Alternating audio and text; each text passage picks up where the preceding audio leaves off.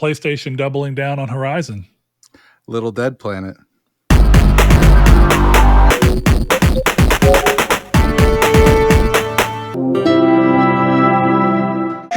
Hello and welcome to Triangle Square, the PlayStation podcast. I'm your host, Brett Beck, and alongside me, as always, is one Mr. Chris Figs. Chris, how you doing today? I'm doing just dandy. How are you, man?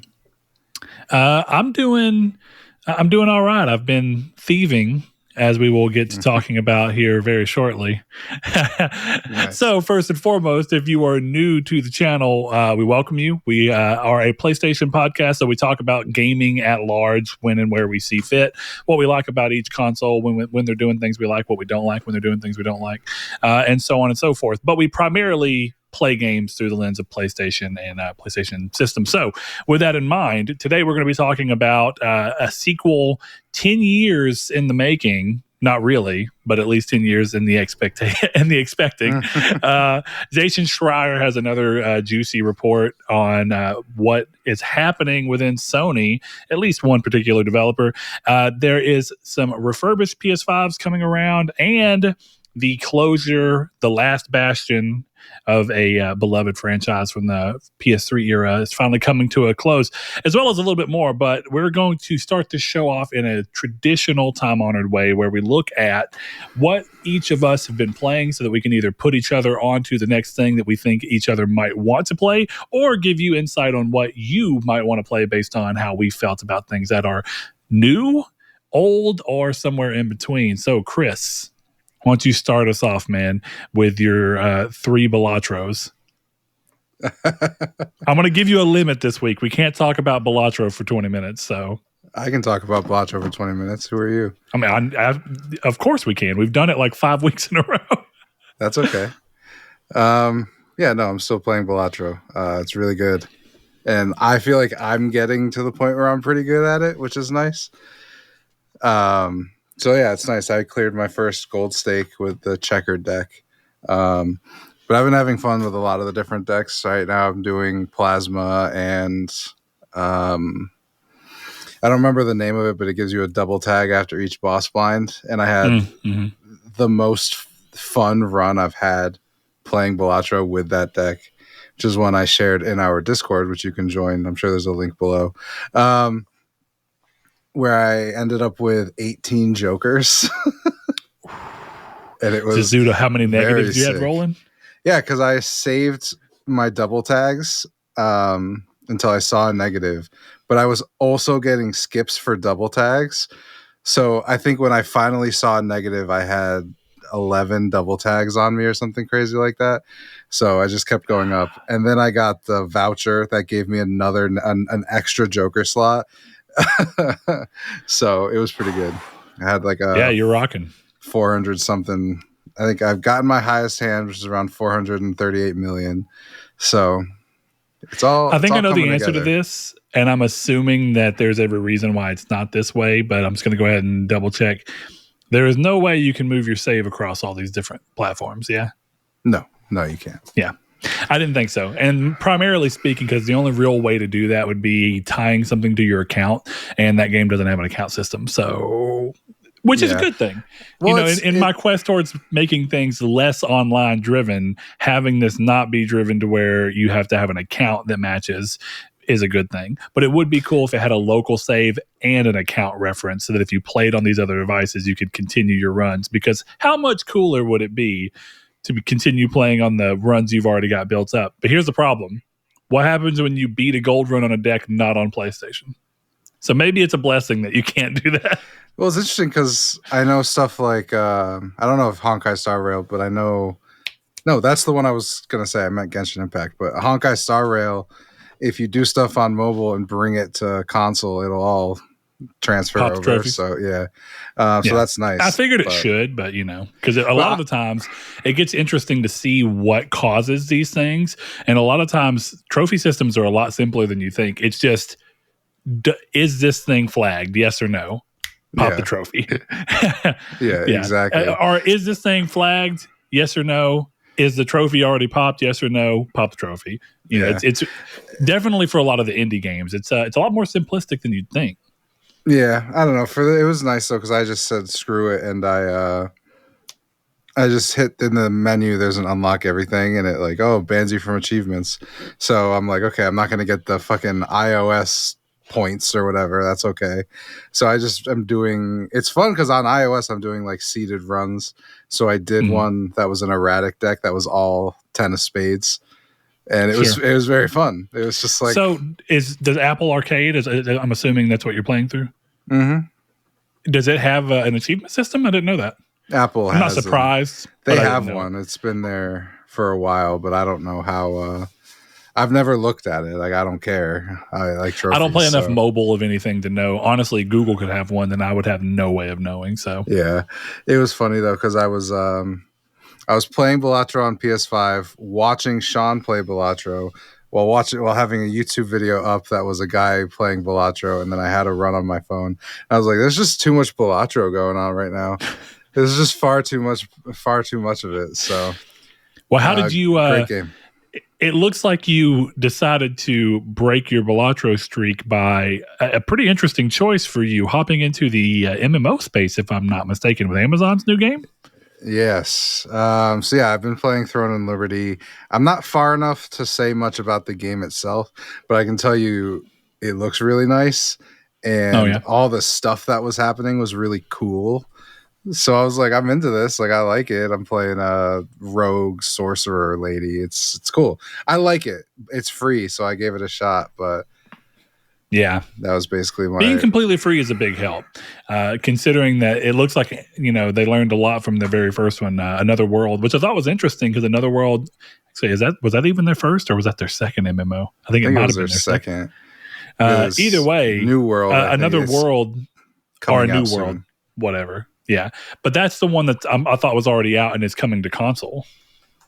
It is, yeah. That is the one. Yeah. That's what I was saying. It's coming to PS5. But I think that game's already been out. This is just like a.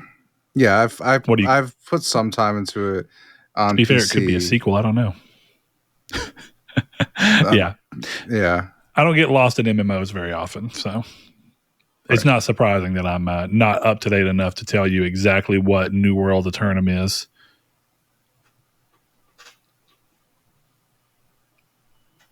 But that's all right. Oh, that's just the PS5 and Xbox Series X versions of the game. Mm-hmm. Yeah, it's been out for a couple of years, I gotta think. Mm-hmm. All right, cool. So you don't have a whole lot to say about that? Are you much of an MMO guy? I know that you've hopped in and out of a few, but have you ever gotten deep enough in them to feel like it's something that you feel like you have a grasp on in terms of comparing to people who constantly play them, or is it more just like a hobby genre for you to occasionally hop in? It depends on your perspective, because what I'd imagine is that MMO gamers would say no, but I played like 60 hours of Final Fantasy 14. So yeah, I know that someone's looking at you like, you absolute fucking pleb. That's rookie numbers. Exactly. Yeah. So like, I like Final Fantasy 14, but like I'm not gonna fight with anybody who says like, oh, you've never really played an MMO. Like, sure, man, you've never really played Balatro. Leave me the fuck alone.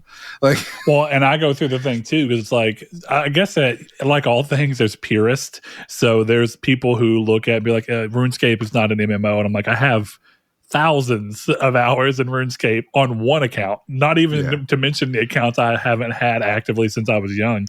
So that's just one of those interesting things, because you look at all sorts of things and it's like, what warrants an MMO? I've played so much Silk Road Online. That's one that most people don't even know. So sometimes it's, are you an MMO player within the approved, primary MMOs that we talk about? No, I didn't play WoW. I didn't become a nerd until later in my life. So I was forged in Club Penguin. I don't think that Club Penguin probably does not count as an MMO. But you know what? Fuck it, let's go. Neopets? I was a Neopets kid. Yeah, fuck it. Adventure Quest. Let's go. Is Neopets still alive? I think it is. Oh yeah, no shit. There's a Neopets TCG, dude. There you go. See, Battle Dome. Look, and you will find it. So. Yeah, no. What else got on your list, man? Not a ton to play. To say.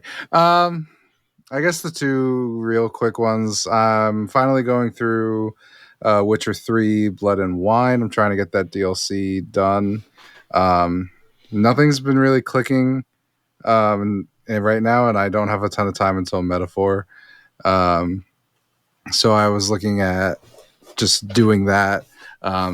Silent Hill 2 has got me a little bit like I could do some of that, but I don't know. I'm not going to play anything else once Metaphor comes out. But so I think I'm making progress in Blood and Wine. But yeah, I like The Witcher. Witcher 3 is great. I would probably play it through again if I had more trophies to get. So that's the way it goes. I've looked at the Game of the Year edition, and I'm kind of sure that it's a whole different SKU. So like, I'm kind of eyeing it. Like, I might just pick this up and play the PS5 version of the Game of the Year edition, and then good. Yeah, for sure.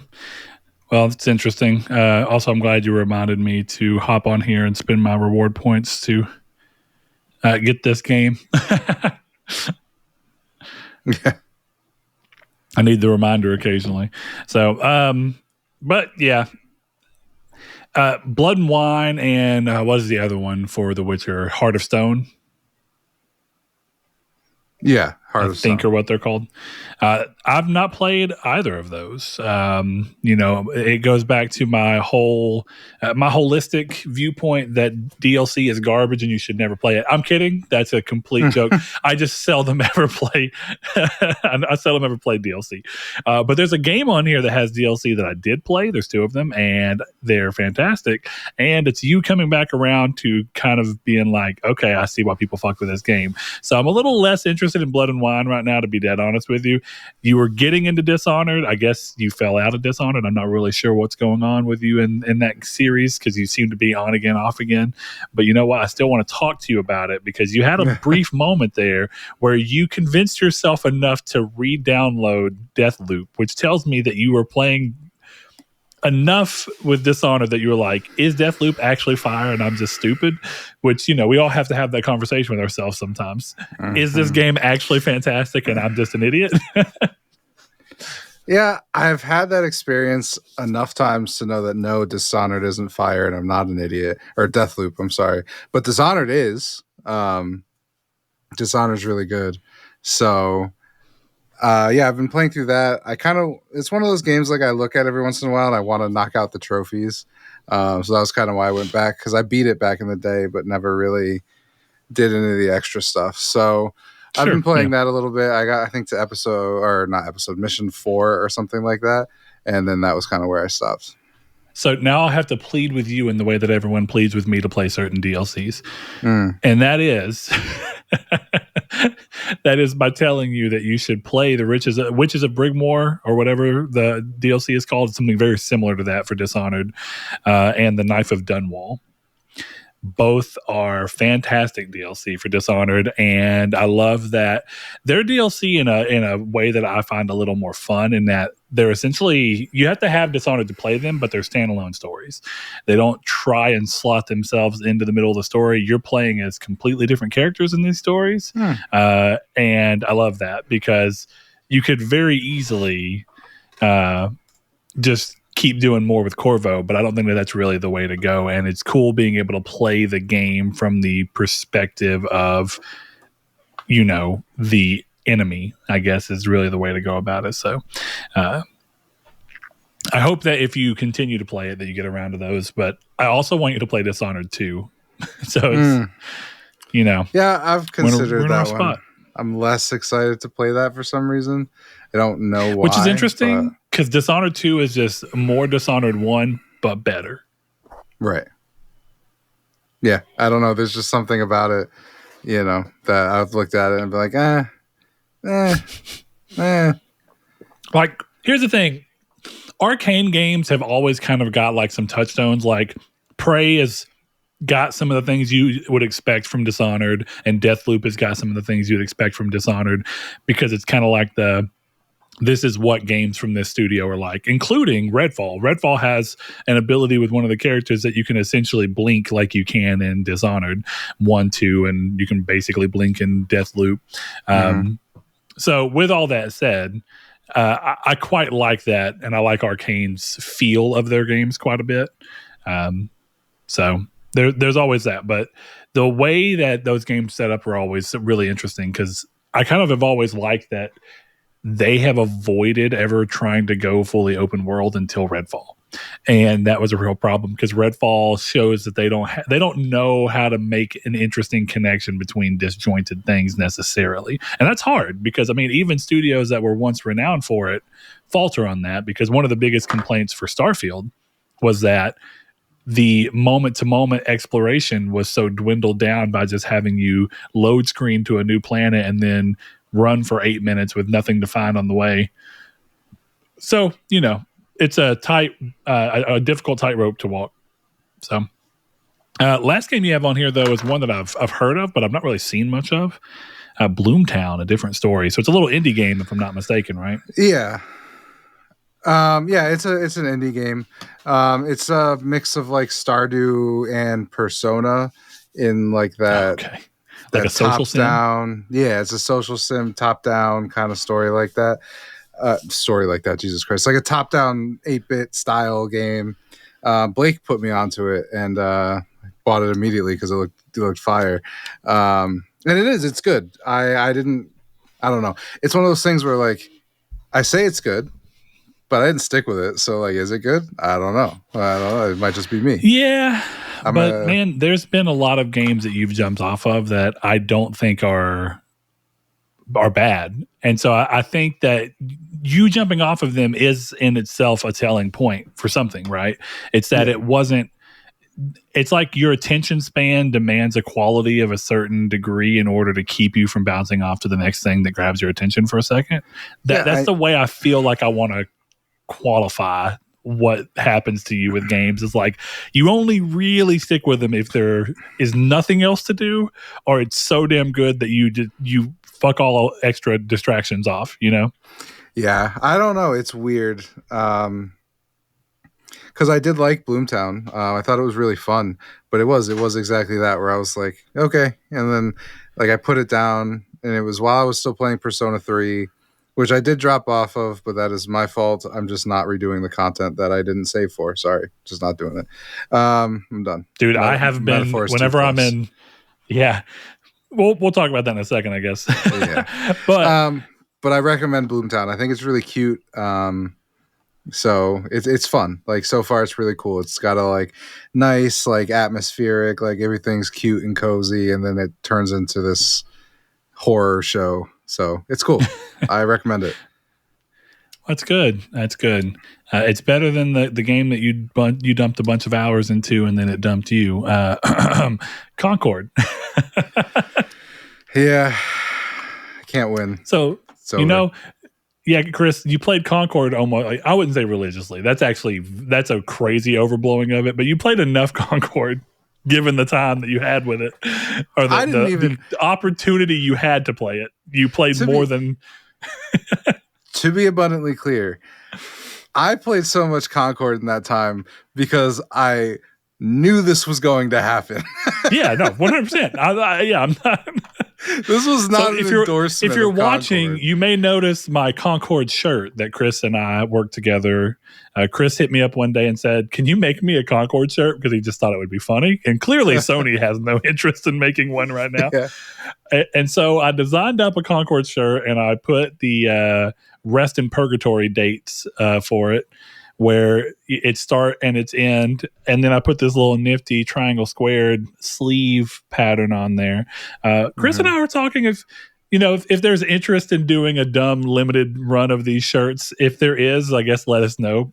I almost don't know if the game even has enough relevancy as a flop for this to matter ever. But we chose a nice gray wash shirt that kind of looks like a tombstone. Yeah. When you sell your copy of Concord for $1,500 in 10 years, you can include this shirt.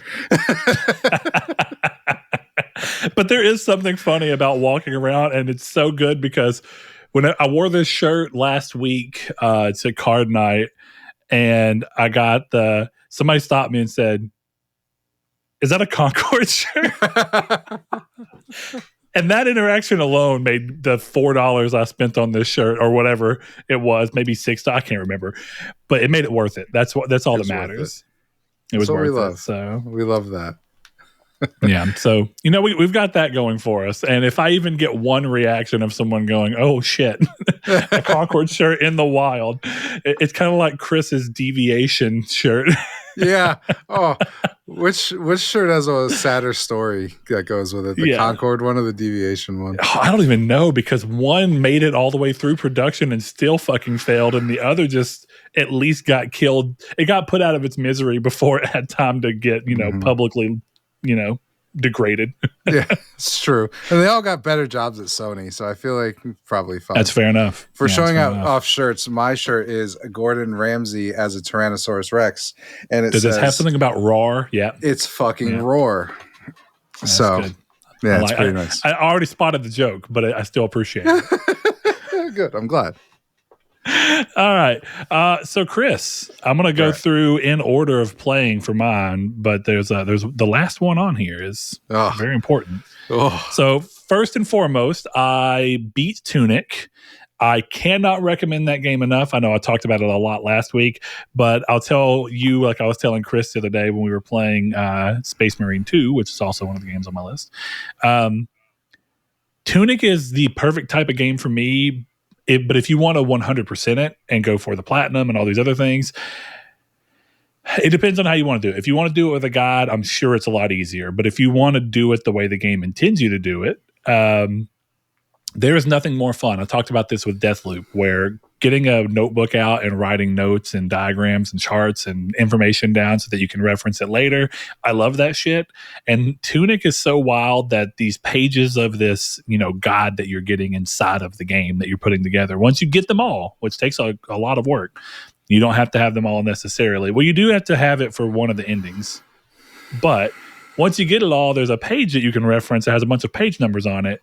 And every page that it references in this, kind of diagrams, like columns and whatnot, you can go and you can find on the pages random spots where there's like a gold path. And you don't know why it's there when you're first seeing them, because you don't even recognize them. They're blended into the design. But when you actually go to pull it all together, I had to get a piece of paper out, draw a grid, come in here and put all these things down so I could enter in this combination of twists and turns. And Chris immediately was like, fuck that. Which I get. I 100% get. But that shit just lights my soul on fire in a good way. I'm just like, yes, give me weird, convoluted, vague gameplay. As I said on the last episode, bully Brett to play the Outer Wilds. Oh, I'm going to soon, but you've already bullied me into one game that we're going to talk about here. But before that, Chris, we were talking about the Plucky Squire last episode, and I was saying that I was a little iffy on wanting to start it because I didn't know for sure if I was going to have interest in it. But after Tunic, I wasn't quite ready to play the game that we're going to end up talking about, so I thought, what's something that I kind of had interest in that I want to play? And so I picked up the Plucky Squire. And I was glad that I did, because while I don't even necessarily think that any of the complaints I've heard against it are false, I think that they're very valid and I can see them.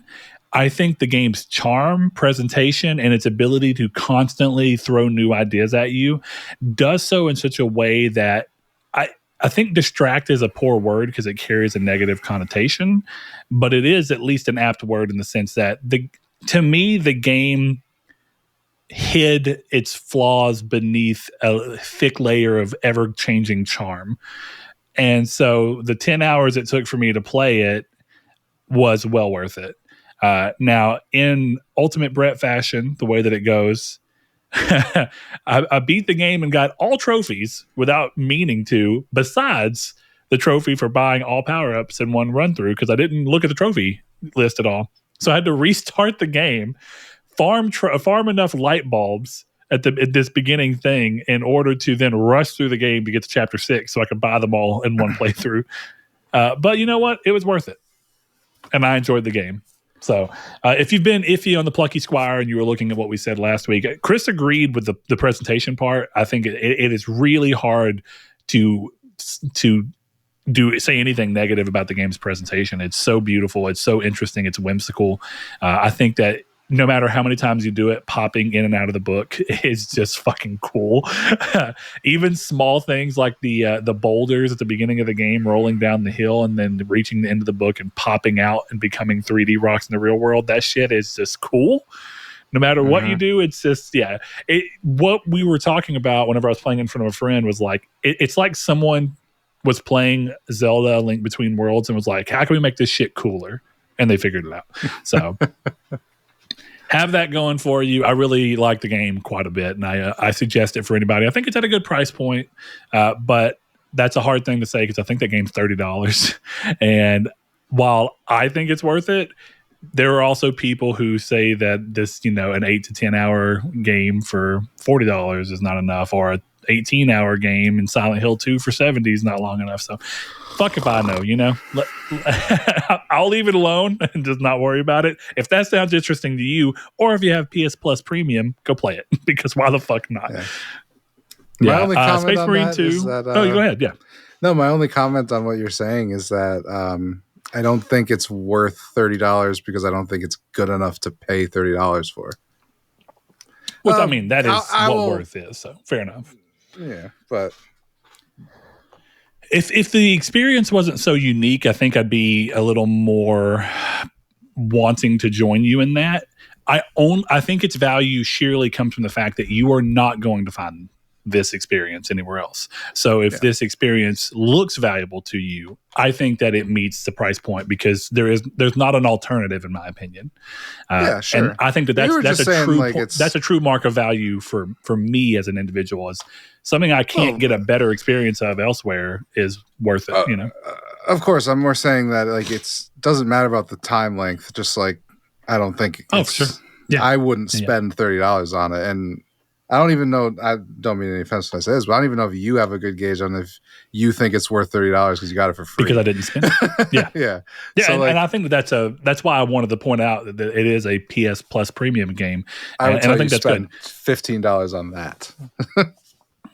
Yeah, I mean, definitely of the two, one's preferred. Spend the less money and still play the game. I don't even mean the less money. I just mean whatever. Play it for free. It's fine. It's a fine game. Yeah. Play it if you like it. It's cute. I was excited for it. This might be my new thing, right? I think this is a really good way to do it. I don't know if it's worth your money because that differs so much for every person, but I think the game's worth your time. And I know time is valued very differently for people, but that's what I'll say about it. So Space Marine 2 has been great. We're on the last mission, playing it on veteran, and man, we have been getting way better, Chris, because the last few times we've played, we've not gotten stuck somewhere. You know what I mean? Mm-hmm. Yeah, no, we have been. I mean, I never thought the game was that hard. So it was. Well, okay. I'm not gonna say it was hard. I'm just gonna say there was when me and you first played the first night, we got stuck in a few spots. Sure. Whenever definitely. Blaze joined us, we got stuck at a spot, and we've really figured the game out. Is all I'm really getting at. No, you're definitely right. It's just one of the. I just laughed sometimes when we were playing it, and at the beginning there was strong resistance against veteran difficulty. Strong is a strong word, but also, there was resistance. I didn't blame you. I was specifically blaming nobody. But yeah, Blaze was scared of veteran difficulty, it seemed like, for a minute there. And I just couldn't figure out how to change the difficulty. So we're just going to play it like this. And then by the end, it was this isn't that bad. It just, I don't know. For me, it was every time we kept dying over and over again, I'm like, yeah, this seems right. This is like a Call of Duty-ass moment where it's okay, I got to get to the next fucking checkpoint. I'm going to keep dying here until miraculously I just do it. And then some of the places that we did die, like the elevator, I honestly think that is the most difficult part of the game. Even now, I think if we went back to it, I think we'd struggle in the same spot. Well, we haven't done operations, so we'll put that out there yet. But this is my biggest criticism of Space Marine because we're playing it co-op. I'm also playing Space Marine. I think that level's broken. They were shooting us through stuff. 100% they were. And that was why we were having so much trouble, because there was a couple times where I was definitely low on health and hiding, and then suddenly I'm behind a wall and die. I mean, this just doesn't make any sense. So yeah, that is the one thing I will say about Space Marine. I think there's a little bit of artificial difficulty because I think it's slightly broken. Yeah. You almost wonder if they could patch something into that it's like they're not supposed to be able to shoot through those materials, but the game just doesn't know what the fuck's going on, so it lets it happen. Who knows? I've been very much enjoying the game, though. I think the story is fun. I think the co-op mission structure is really fun. And honestly, I think playing it on veteran, even with the spots where we've gotten stuck on, and when we haven't gotten stuck, it reminds me of Destiny 2 when we were doing the Grandmaster Nightfalls. It forces you to be far more thoughtful and potentially a little more slow with what you choose to do to play the game. And I don't think that's a bad thing. In a weird way, playing this game on veteran as the first playthrough has given us a way longer playtime with what is otherwise a very PS3 linked shooter campaign. This is like a 10 to 12 hour campaign. So yeah, which is fine. I love that. I don't think shooters tend to do well above that playtime unless they're doing something really weird like Metro Exodus or something where it's like open and you're doing something more. So I thought this was going to take us a lot longer to get through. And then I was looking at the guide and I'm like, oh shit. Okay, sure. We're like almost there. Yeah. What a sick platinum this will be though, if we can actually pull it off. I'm ready. I'm ready to go for it. And I mean, we're trying. 100 something hours from now, in terms of video game time for Bretford over here, we'll get back to Space Marine.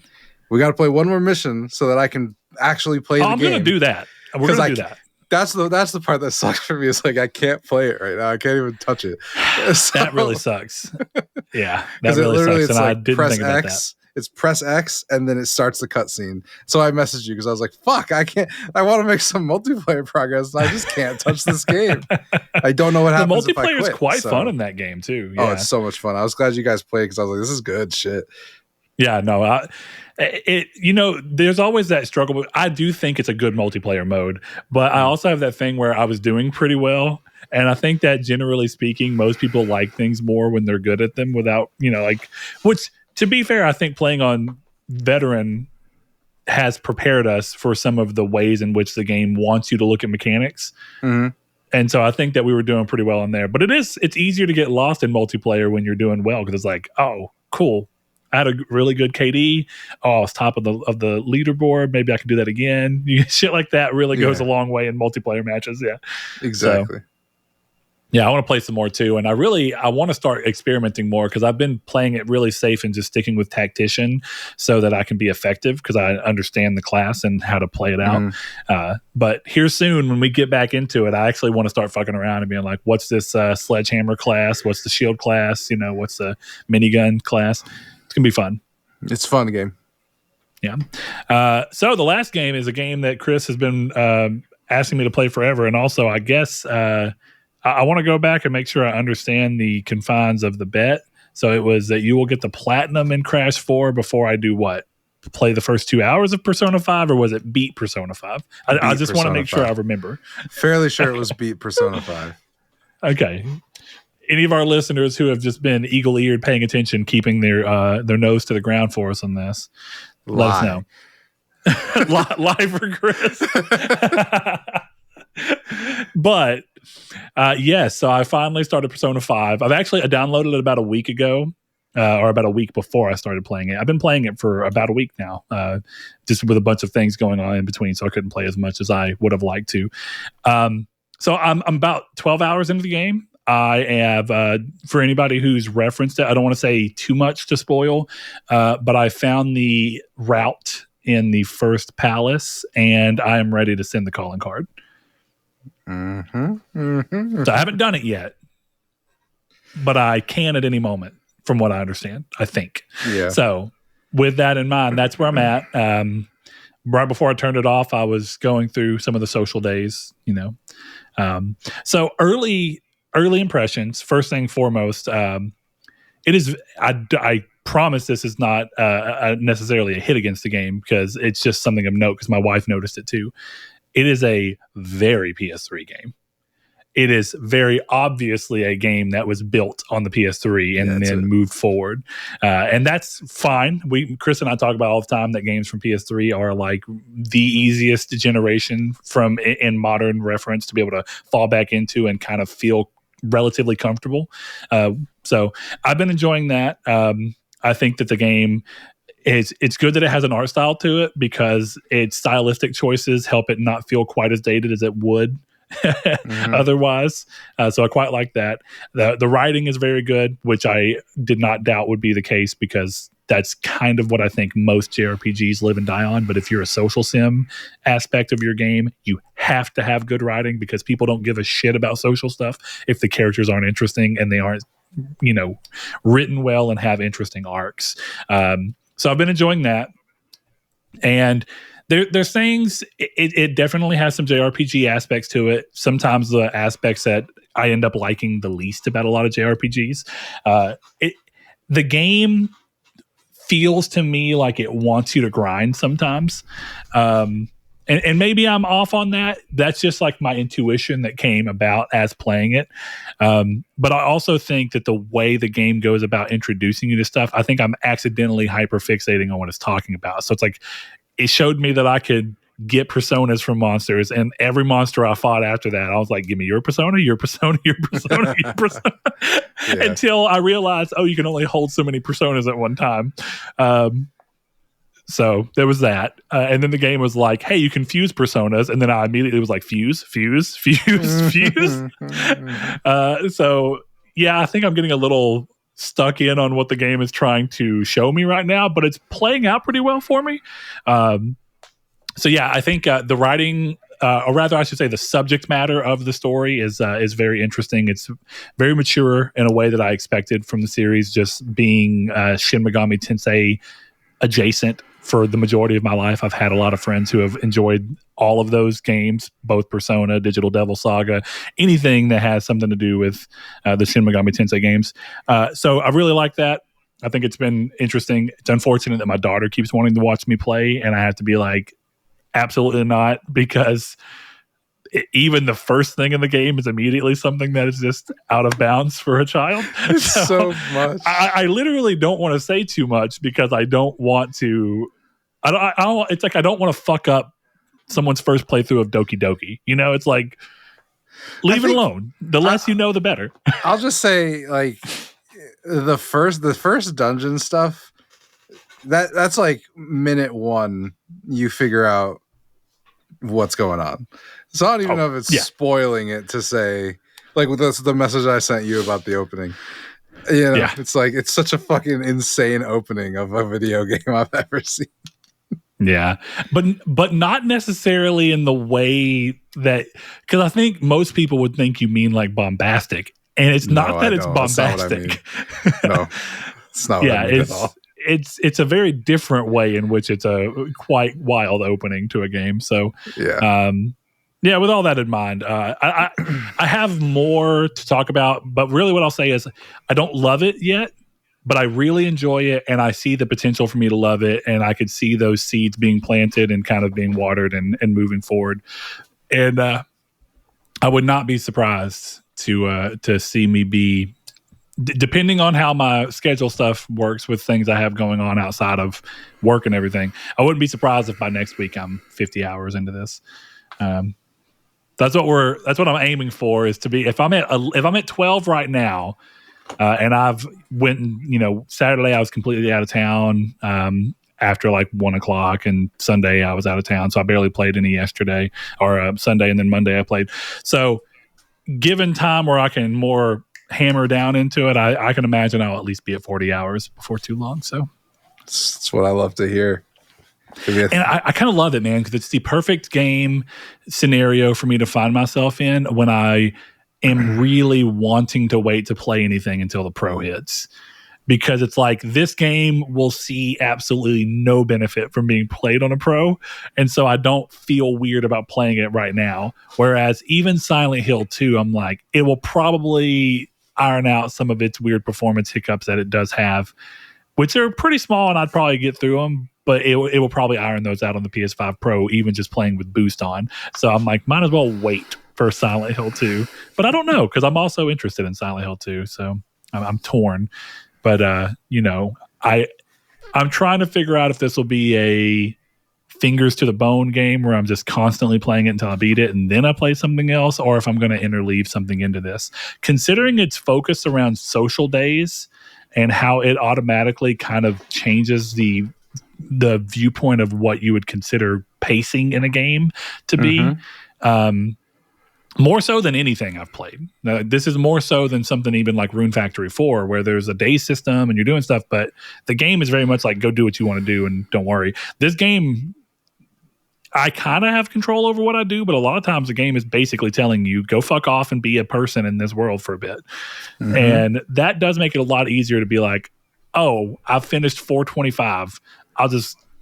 I'll leave this here, go play a round of Space Marine 2 or a couple rounds with Chris, and then tomorrow I'll hop back into 426.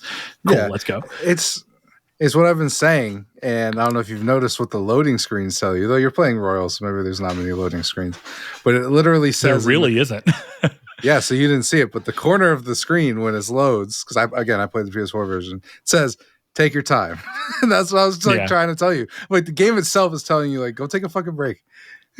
Yeah. Like, it's fine. Well, and I think, this is a better way to do it. It's like the game is structured in a way that basically motivates you to want to be like, I'm going to step away from this for a bit now, in a way that games like Zelda and Rayman and shit, where it's like there's an annoying character being like, maybe you should take a break. Nothing, what you do to get people to not take a break, tell them to take a break. If you tell someone to take a break, they're like, fuck you, I'm playing 10 more hours in spite of you. I remember being a kid and be like, fuck you, Navi, I'm playing 4 more hours. I was supposed to be in bed 2 hours ago. Guess who's not sleeping tonight, bitch? Education? No. Fuck you, Navi. No. This game, I will say, it does have an annoying character. I don't know if Morgana has started to grate on you yet, but she will. He will. Sorry. No, she hasn't. That's a man. Huh? That's a guy. Oh, interesting. But also... I can't say what I'm about to say. I might get yelled at. So I'm going to leave it at that. I'm not yet, but I can see why it would. But the thing is right now she's very much, or they are very much, whatever. The cat is very much a tutorial piece. Not a cat. I know. That's what they keep telling me. I'm not a fucking cat, bro. But guess what? They look like a cat. They sound like a cat. That's a fucking cat, bro. Oh, I know. Give it time, Chris. I'll figure it out. Give it time. So that's my bit on Persona 5 Royal. I'm enjoying it. I do not regret starting it. I am very much enjoying. I think I probably could play it on Portal here and there. I think the music is good, but the music is very front and center in this game. Partially because it's so fucking good. Well, hold on. And this is not a solid judgment on it. This is very well could change. But what I am noticing is that since this game's turn-based and my attention is not necessarily as actively on as it would be in something like Nier or Nier Automata, which also have incredible soundtracks that are also repetitive, and I know that. But because my brain's able to kind of separate that because I'm focused on something else, because my attention has to be in the moment for combat and stuff, I'm starting to get a little annoyed with the music inside the palace right now, because I'm annoyed strong, but I'm very much noticing that it's the same song, and I'm kind of hitting the point where I'm like, I can't wait to be in a new palace because I imagine there's new palace music, and if there's not, then I could actually see myself hating this. I don't know how you could hate it, but like, there's only like realistically, there's only like Rivers in the Desert is an all timer. But like, other than that, it's just like it's vibe music. That's the thing with it, Yeah. So I don't know. Well, it's weird because like I notice it the most in the palace. In the social sim aspects, there's still music playing, but it's like, I don't know. It's a lot easier to just be chilling on. It's the battle music, and specifically it's starting to grate on me a little bit. It's because the palace and battle music has lyrics and the other music does not. That's probably exactly what it is, but I don't know, because there's a lot of music in Nier that has lyrics, but it's also chaos language, so it's words, but you're not meant to understand them. Though, to be fair, I don't understand the words in the Persona 5 one. My wife and daughter keep I figured Japlish or whatever you would call Spanglish, Yeah, my wife and daughter have just been telling me all the things that they think it is. So. And they're all funny. I mean, it's like fake Converse guy or something like that. Yeah. So it's been fun. And my wife seems to be kind of interested in the game as well, which is it's going to make it harder to want to play it on lunch break. But that's just how it's going to have to happen. It's too beefy of a game to not play on lunch. You know, it's too chunky. But yeah, I don't know if this will happen, but I'm praying that I get the same text from you that I sent to Sean towards the end of the game. I'm waiting for that day. But yeah, this has been, it's nice that you started it. I'm glad you're enjoying it. And it's one of those things where I saw you playing it and I looked at my clock and I'm like, it's about lunchtime. This is when he normally plays it. And then I got home at night and you were playing it again. And I was like, fuck yes, we won. Yeah, you weren't the only person. Velvet hit me up in DM and was like, oh my God, you're playing Persona 5. I was like, yeah, I'm playing Persona 5. So it's interesting. That goes to tell you that people have to have high regards of a game to just see you playing it and message you and go, holy shit. It's so good. I don't know. Which I guess there's something to be said about the exact opposite. No fucking way. Are you playing the Order again? I haven't even talked about the fact that I played the Order some this week. Oh, God. But, you know, the order is to play Persona 5, I think. Yeah, that's the order. I command you it 1,886 times. We're going to move on to the community stake where we look at what's something going on in the gaming sphere and then throw it out and give you guys a chance to give us your side of how you feel about it. And this week's I decided to home in on the fact that this generation has been very full of PlayStation. Sony has shown a trend of generating this generation of remaking fairly recent games that are playable on PS5 due to backwards compatibility, with Until Dawn and Horizon Zero Dawn being the most recent examples.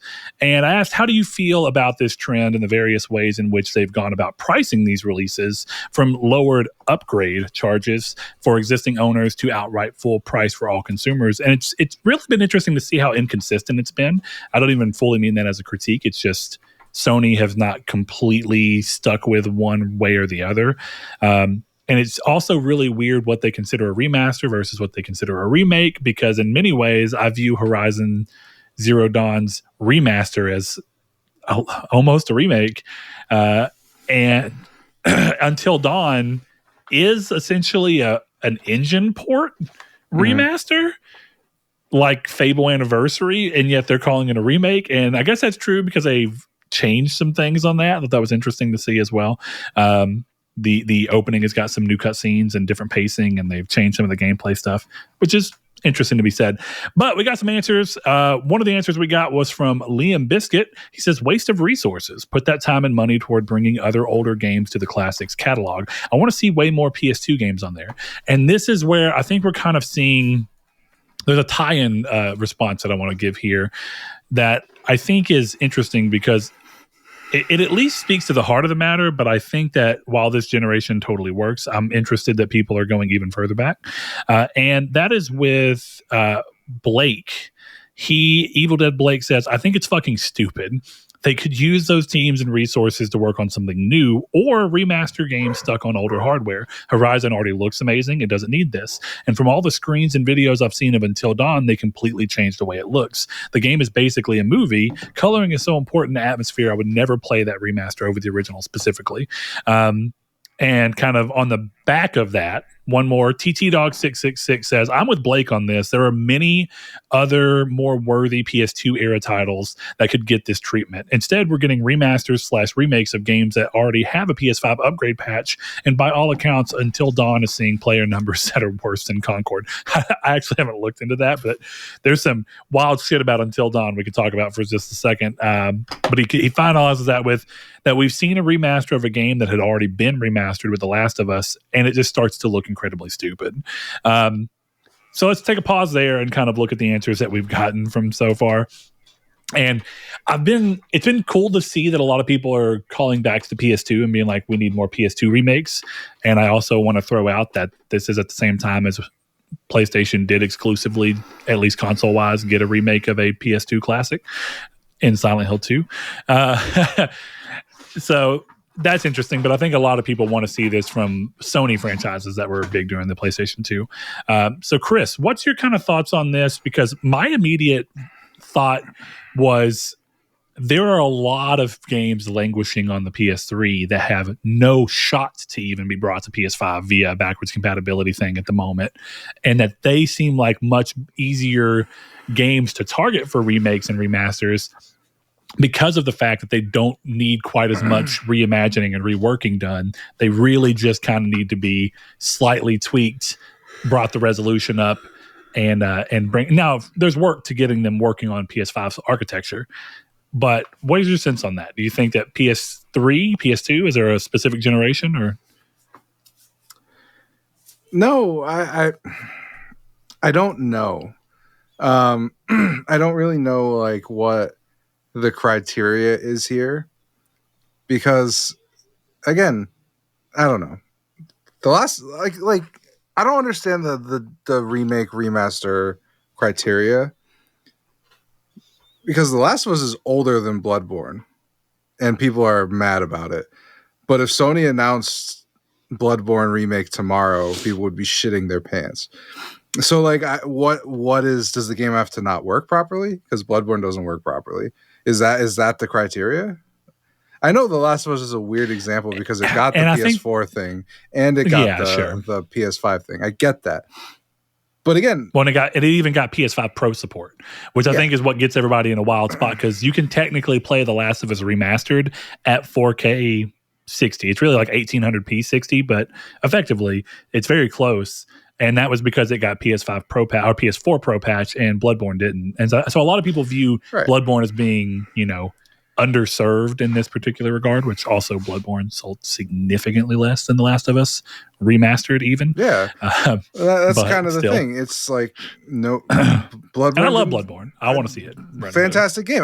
That's the thing. I would play a Bloodborne remake. I'm not going to complain about that. I just I don't know what the criteria is. Is it just, I don't like The Last of Us, so this remake is weird? Is it the PS4 port? Because if it's the PS4 port, I don't know. Like, sure. Well, let me posit something to you, Chris, and I think it'd be an interesting one, because I know it's a game that you have a bit of a slant toward in a negative way. Think of it this way: Horizon is a PS4 game. Mm-hmm. It's in many ways getting a remake / remaster right now with the version coming out. How would you feel if during the PS6 generation they said, here's the Horizon Zero Dawn remake? Is it strictly because of the game that it is that you'd be like, come the fuck on? Or would you be like, okay, why? You know what I mean? Like, I get your point with Bloodborne, but I'm saying, in looking at a game like The Last of Us versus how you could perceive a situation with Horizon in the future, what would be your instinct there? My instinct would be that it's, first of all, I get where you're going. Bad example, because this is basically a remake. It's because they're making it Forbidden West. But basically, yeah. So it's no wrong. That's a complication too, right?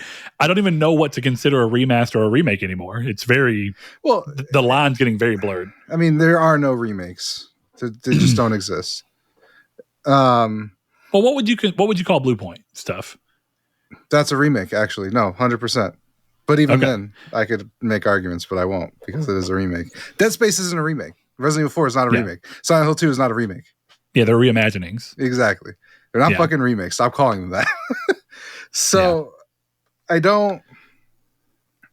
The Horizon... I would think Horizon is stupid very specifically because it's already been remade. So now you're just remaking it again to sell me more copies. But I tell you this, I would have less to say about a Forbidden West remake at that point. Yeah. Okay. But here's the thing, right? I would put this in a different category than I would put The Last of Us on the PS4 thing. Because that's a port. It's not a remake. It's slightly upscaled, probably done by AI, and put on the PS4. I don't know what The Last of Us The Last of Us remastered, not The Last of Us Part 1. Yeah, sure. It's just a port. So it's like, I don't know.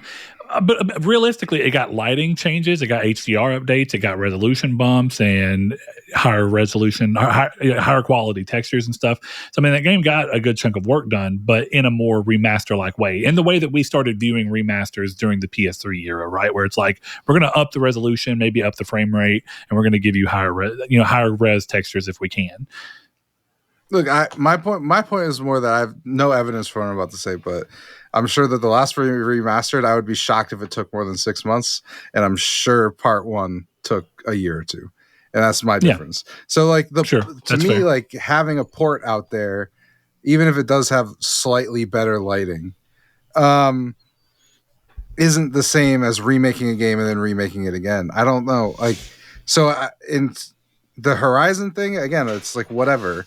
I would think it's weird because, like I said, you just remade it. But like, if you're gonna put a PS6 port, I'd be surprised if they didn't do a PS6 port of Forbidden West and Horizon Zero Dawn and Until Dawn. Everything with a fucking Dawn in it is getting a remake, except for Days Gone because it rhymes. Did I just discover it? Does Herman Hulst just like Dawns?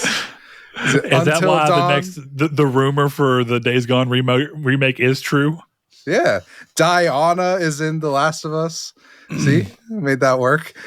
There you go. See, you're figuring it out. You get what I'm saying. Like, to me, it's like there's a significant difference between what's going on with Horizon Zero Dawn remake or remaster, whatever they're gonna call it, reskin.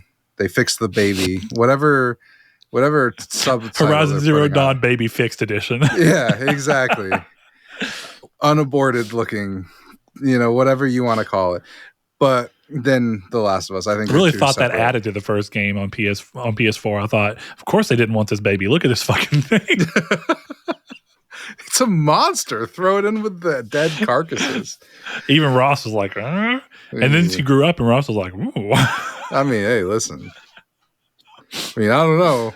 Maybe he'd be less into her after all the I'm not a real dad. Changes to her. Oh my God.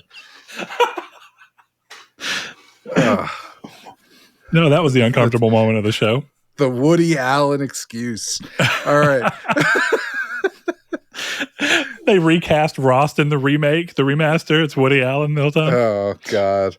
But yeah, so I don't know. I think what you're saying about Horizon, I think I would think of it differently. But I can tell you what, I would not be making we're so over graphic over a port of Horizon Zero Dawn. That I could say. Oh yeah, the we're so on thing. I know it's like a GIF or it's a meme. So it's just it's a joke. But I really do think that even though some people are looking at that meme and thinking, haha, I know it's a joke, I think that they really do act on it in a way that feels more like real.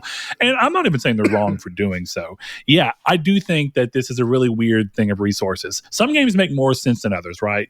We talked about it last episode. Horizon Zero Dawn sold like 25 million copies. Wanting to do a remake of that, actually, regardless of what we think about it, their numbers, and they have some reason to think that this is going to do well. And part of that has to do with the fact that the first game sold incredibly fucking well. Well, it's now the weird thing you get into is like, what the fuck was the thought process behind Until Dawn? Because Until Dawn sold like 2 million units. And did you know the thought it's really weird, The thought process was we're making a movie and apparently Fire Sprite is making Until Dawn 2. That's the rumor that's been going around. So that's why they did it. For reference, for anyone who doesn't know, they changed both the opening, like I mentioned earlier, to Until Dawn. There's some new cutscenes, as well as apparently tweaked the ending in such a way, or at least one of the endings or something, because the way that game is set up, it's multiple ending options, to essentially support a sequel. Now, I don't know how you do that with a game where the intention is to allow everyone to die. So this would almost, the thing about Until Dawn is it strikes me as a game that would need like a Final Destination sequel. It's new people, new area. So of course I don't have the reference point of what the sequel is meant to be or how they're setting it up. My hope would be that something in the world is more set up, and essentially what Supermassive ended up doing with the what is that? Dark Pictures anthology series. So yeah, what I'll say is that like everything Brett said was true, and then I guess Special Nick, however valuable he finds his information, did report that it's Firewalk making Until Dawn 2. So I would have to think that that's going to be an anthology game. So yeah, it's going to be interesting. That's a really interesting choice that I actually don't mind. I think I don't know if you've seen the remake. It's got some pretty wild. Did you see the growing performance issues? What's that? Did you see the growing teeth? That was no entire reason. That's pretty wild. It threw me off. Where it's the scene of I don't remember his name, but Rami Malek like chatting into the camera. The camera, and then there's just a moment where his teeth just extend. Dude, I'm gonna tell you.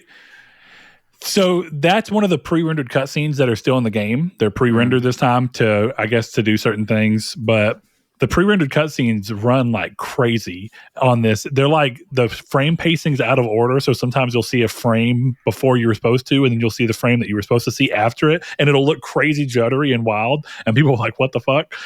So that's one thing that I thought was kind of wild. But even on the game, this is just personal preference. Blake mentioned it in here. They changed the lighting entirely, and it's like the game went from a very contrasty, cool-toned game to a very gray shadow, warm color presentation, and it is so fucking weird. I don't know why they went that way. Again, you have to imagine there's some kind of information they have that they thought the game would do better with this type of thing. But I actually think the stylistic choice of the original holds up really well. And the scene you were just talking about with Rami Malek, yeah, does the skin shaders and everything in the game look better? Sure. Does the hair presentation look better? Sure. But I don't know what it is. I think it's because they didn't redo most of the mocap or anything, right? In the scene where Rami Malek's talking to the camera, it looks worse in the new one to me. Like, dude, actively worse. It's weird because some parts of the game do look better, and then some parts I'm like, what the hell? His eyes look so dead in the new one, and I think it's because the motion capture limitations that they went about with on the original worked when the rest of the game also had a slightly off look. But now that you're trying to get all these skin and shader compilation things, these eyes just look fucking weirdly dead. And now that the lighting's so different in the scene, it's like it reveals he looks like he's wearing like a wig. It is a weird thing, but I do love Until Dawn, and part of me wants to try this one, but I don't love that they completely changed the coloring and don't even have an option to just present the game in the way that it really. I would have loved for a color grading option, just be like, did you prefer the original? Here's cool with very deep blacks, very contrasty game. Yeah, this brings me to a topic of conversation though. It's a little bit of a tangent, but I just got a new monitor. Right. Finally, I was like, I'm getting the PS5 Pro, got a bonus. Great. So I have a 4K 120 OLED ultra wide curved monitor sitting in front of me. That's why I was having so much trouble before the show, because I don't have the space I used to have up here. Games don't need to look any better. They don't. I've been playing on a 1080p monitor for probably the last year of this show, if not more. It's completely unnecessary. I don't see enough of a difference on this monitor outside of when I played a very small amount of Devil May Cry 5 in 120 frames mode. That was a leap. I put shit in 4K and I was like, it looks better in 60 FPS 1080p. So I'm fully on team. Leave it here. Leave it at Forbidden West. Whatever I think of that game, it's gorgeous. Leave it there and spend the rest of your time figuring out the insides of your game. Make them work. Make them fun. But I don't need to get to a point where we're at this, like, I don't know if you saw the AI remastered GTA 5 and this is what it looks like. No. Thing that was, it looks great. I don't fucking want to play a game that looks like that. I don't care enough to play a game that looks like that. My favorite game of this year, and very, very possibly one of my favorite games of all time, is a card game that has borderline 8-bit graphics with a CRT filter. Nobody gives a fuck about graphics. It's so fucking stupid. And we can get rid of the people jerking off consoles because of a 2 FPS or a 0p or 3p difference. We can just move on from all of that. And we can go, no, Halo isn't very good because the gameplay is not that great. Or no, Horizon's not very good because Halo is annoying. You know, whatever it is you want to do, but it doesn't need to be graphics anymore. I don't get it. And I'm hoping that that'll change with the PS5 Pro, because maybe at that point I'll be able to play 120 1440 on something, or maybe 4K 120 on Devil May Cry 5, which I know is shooting for the moon. But yeah, well, where I'm at, it just seems like a waste. I'm in both boats. I think what gets me sometimes is that the things that I actually think would make games look better without even actually having to present them in any higher detail at all is interactivity. And one of the things that I actually, it gets stuck in the graphics conversation, even though I don't think it's a graphics conversation point. And that is when people would do things like, look at this game on PlayStation 4 and how you can shoot the fruit and the fruit doesn't explode. But then if you look at this game on Xbox and you shoot the fruit, it explodes. Yeah, I actually am with you. That is way cooler. And destructive environments that react to you being in them is way better. And games were attempting to do that. And then Crysis came out and everyone flipped out about PCs being weird. And then Far Cry 2 came out and then everybody just kind of gave up on destructible environments after Bad Company 2. People were just like, fuck it. But there is something to be said about a game. Resolution's important and I love it. But yes, frames per second, I think I notice more of I don't even know how to describe it. Visually, the higher frame rate looks better than even the extra detail sometimes. And if you can get the best of both worlds, that's where you want it to be. But I miss when games were being focused on like, okay, how can we make games feel more real, even if they don't look any more real at all? And I'll tell you right now, Far Cry 2 in many ways, as a PS3 360 game, Far Cry 2 is more realistic to me often than some games that just came out this year. And that's because they thought, what would happen if you shot a tree? What would happen if you caught fire to grass in the savannah? Would it spread to other grass and spread to the trees and burn shit down? What would happen if you're shooting your gun, you don't clean it? Oh, guess what? Your gun jams. Okay, cool. You're going to do that. Some people like that kind of stuff. Some people hate it. But I going as far as jamming your gun, I get why you take that out. But going as far as even just letting you feel real in the world by having you shoot sporadically, your bullet spray cuts across a tree and it's a small branch, so your bullets break the branches. It breaks the boxes that the fruits are in. The fruits all explode and you see juice going around. That shit is awesome. And one of the reasons that games like Uncharted 4 still look so goddamn good is that the scene when you're in the Brazilian little, I don't know what you want to call it, but essentially like a little market, and you're having the shootouts and the boxes are breaking and all the things are being interacted with. That shit's cool. It looks great because it's real in a way that Forbidden West wishes it could be, in all honesty. Forbidden West looks great. It's not that interactive. Mm-hmm. If we're being real. And that's okay. Not every game has to have that. But I do too wish that people would be like, we've figured it out. The art side of things looks great. Now what can we do to make the game more interactive? How can we make you feel like you're in the world and immersed in it? Because there's nothing weirder than playing a game where you're really into what's going on and then suddenly something happens and it does not interact in the way at all that you would expect in real life. And you're kind of like, oh yeah, this is just a game, which is not the end of the world. But man, would it be cool if you stopped worrying about it being 4K photorealistic, and if you just go, yeah, he looks like a cartoon, but look at these fucking boxes and shit break. I don't know. It's just more interesting to me. No, I agree with you. And as someone getting the Pro, I like power, but know what you're getting into and complain about games for real reasons, not graphics. Graphics are not a good reason. I think performance is a good reason. Looking at a game like Until Dawn Remake or Silent Hill 2 and being like, you got to be at a consistent 30 frames per second if you're going to give a 30 frames per second target is a completely reasonable ask, in my opinion.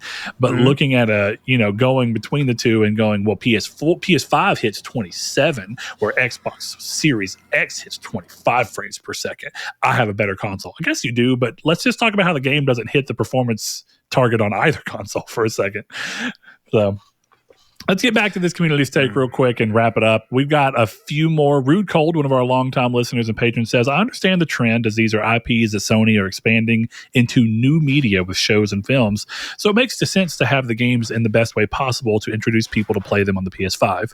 I will be annoyed if they start re-releasing them again on the PS6. I don't think people would have so much of an issue if they would just remaster, remake Bloodborne, as that is the one that needs it and is most demanded. And I think that kind of echoes what Chris was saying. I almost think the fervor around all this would be quiet if they had just also announced a Bloodborne remake or remaster. So do you think that if they'd announced a Bloodborne remaster, people would be pre-ordering Horizon Zero Dawn? I don't think it'd be that strong, but I think that people would be so high about the Bloodborne finally getting the thing that they wanted out of it that they wouldn't even have the attention span to be negative about Horizon. And so suddenly the value judgment between them would go out because the thing that's wanted and the thing that would be good PR is done. I almost think it would have been smarter for Sony to just be like, here's your 4K 60 patch for Bloodborne PS4. We're not doing anything else. We're just telling it to run at a higher resolution and at 60 frames per second. Have at it. And I think people would have actually, even people who wouldn't even play Bloodborne, would be like, this is cool because this is the meme now and they need to act upon the meme. Here's the thing. What's really going to fuck with everybody is when the PSSR tech or whatever it is in the PS5 Pro makes Bloodborne 4K 60. Dude, I know that there's no reason to expect it to because games have to be told to filter the image through PSSR. Like some games on PS5 Pro that have Pro support are not using PSSR. They're choosing to do something else. But man, would it be way fucking cooler? Because like we were talking the other day, I would love to be able to play games like Bloodborne and The Order and fucking Uncharted 4 is a bad example because you can play it on PS5. But, you know, some of the Killzone Shadowfall, fuck it. Let's just throw some games in there. Being able to play those at an effective 4K resolution because you can feed those frames into PSSR and have them regenerate out at a higher resolution. God, that would be cool. Because there are certain games like Killzone Shadowfall still looks great. If it was just a little less muddy because it was closer to 4K, since that's the TVs that a lot of us have now, that would be so cool. Yeah, I don't know if it's PSSR. I should be specific, but they did say that there was stuff in the Pro that would benefit PS4 games. PS4 games. So to me, it's just I just think the funniest irony of them all would be the state of play a week or two before release. They go, hey, by the way, Bloodborne will play at 4K 60 on PS5 Pro. Suck my dick. Go buy it. Pre-orders are still available. Well, to round off this one with one final comment, and then also I think to kind of go off what you're talking about. Sweet JD Jones says, I pondered this with Chris already. I don't have a problem with bringing games forward as a way to update them visually, like releasing an old VHS movie to DVD, Blu-ray, 4K, etc., as long as it doesn't cost too much to do, I guess. And then he also mentions that, of course, he would prefer they don't change much, like modernizing it for modern audiences. So I think what's interesting there is it is weird that Sony's throwing so much in the hat towards these things, and I'm sure they have metrics that tell them that this is a good enough idea. But I also think it's interesting, and it may show how much of a disconnect there is between what you see online versus what people actually respond with, because I feel like Sony would be wanting to bring some of its PS3 games in some capacity up because of the fact that Microsoft's enhanced backwards compatibility on games like Oblivion and Fable Anniversary and stuff are bringing classic Xbox franchises or just classic franchises that have a strong tie to Xbox, like Oblivion. Oblivion is considered a 360 game. It doesn't matter that it came out on anything else. People view that as a 360 game because it did experience an exclusivity window by nature of PS3 being late. And with that, I think it's pretty cool that you get to play some of these games. We were talking today at work about how the most I've used my Series X for is to play old games at higher frame rates and higher resolutions. And I know that Sony can't do that because they made their bet in PS3, but that's where I think even something like remasters would be great. Package Killzone 2 and 3 together in a collection, remastered collection, since those are two games that follow each other immediately, and put out the Killzone, the Killzone 4K collection, whatever you want to call it, and let us just play that exact same game, find a way to get the games up to 60 frames per second, render them exactly as they look otherwise at 4K, go about your business. And I'm not saying that that's super easy to do, but it's easier to do than remaking Until Dawn, if we're being real. And I feel like it has to be that their numbers show that still wouldn't matter. It wouldn't do enough. Because I don't know. I know they're different companies, and Microsoft has completely different reasons and might spend millions of dollars to let you play Oblivion at a slightly higher, or way higher resolution and way better frame rate, even for 1,000 people to do. But I don't know. It's weird. And so I do love the idea of bringing games forward, because like we talked about, there's so many games literally stranded on PS3 with no hope to be played via backwards compatibility. And so these games being stuck left to languish, I would kill to play fucking MotorStorm on PS5 at 4K. Let's go. But they don't see that as a thing that's going to be worth their time. So, what if the PS5 Pro was backwards compatible with PS3? What if that was the thing? Yeah, I don't know. That would be insane. I wouldn't even be surprised. Do you think everybody would shut up about $700 then? I don't think so. I think people would still be like, I don't want to play PS3 games. I want to play. Yeah. Could I get this cheaper if they took that out? It's exactly what would be the case. That's, Sony's been dealing with that for a while, though, because it's the PS3 is too expensive. And then they make it cheaper by removing the PS2 hardware inside. Why the fuck can't PlayStation 3 play PS2 games anymore? Yeah, Pick a lane. You can't win, man. It's ridiculous. Pick a fucking lane. So to round off PlayStation 5 Pro discussion, since we happen to be there, I guess the first piece of news that we'll go into is I thought this was interesting, and I really only bringing it up because it does show that Microsoft is clearly has PS5 Pro dev kits to work with, because Diablo 4 has been announced to be getting a PS5 Pro enhancement. And the quote from them is, quote, "very proud of our hardworking team to make this happen." And so this is Rod Ferguson, the boss of the Diablo series, responded to a fan asking about the PS5 Pro update, or a potential one, on Twitter, and confirming that it will indeed be enhanced. So I thought that was pretty interesting to see. And it makes me think that Indiana Jones is going to be best played on PS5 console, essentially, just because of the Pro. So yeah, that's an interesting first piece of news. Next one I'm going to go ahead and knock out. We talked about Silent Hill 2. Silent Hill 2 Remake did release today, so go hop on that if that's something that interests you. It is a game that Chris and I have very cautiously talked about, because we had mixed degrees of faith in Bloober on whether they could handle this. And I'll peel back the curtain a bit. Chris and I were talking about a week ago, before reviews hit, that Chris was seeing some scuttlebutt saying that a lot of people are saying the game is like a 7. And I was really happy to see that the actual Metacritic for it right now is an 87. And Metacritic is just a reference point. Doesn't mean that you will or won't like the game. But I'm very glad to see that by and large, people seem to think that Bloober have pulled this off. Yeah, I'm glad. Yeah. Also, at a time when Sony's kind of in a weird spot with their games, it is nice that they've had a number of timed exclusives or partnership exclusives that have carried some of their more poor performing games this year. On the back of Concord, having Astrobot come out and be a critical darling, and then have Silent Hill 2 come out and be not quite a critical darling, but very, very favorably reviewed, is great. Yeah. I'm sure that they're liking that. But I thought it was weird. No PS5 Pro patch announced yet for Silent Hill 2. Interesting. Maybe it's already PS5 Pro ready. Think of that? That'd be interesting. Yeah. So, but you feel like they would have already shown that in that sizzle reel, right? They didn't show it in the sizzle reel? I could have sworn there was a scene of it. I don't think they did, but I would love to see it, because that's where I'm thinking. Even if it doesn't have a PS5 Pro patch, it will run better on PS5 because of the extra boost that it gets from it. Yeah, it doesn't say anything in the store about it. So yeah. But does any game in the store yet say PS5 Pro? Good. There you go. You answered one of my questions. I've been wondering if that was one of those things or not.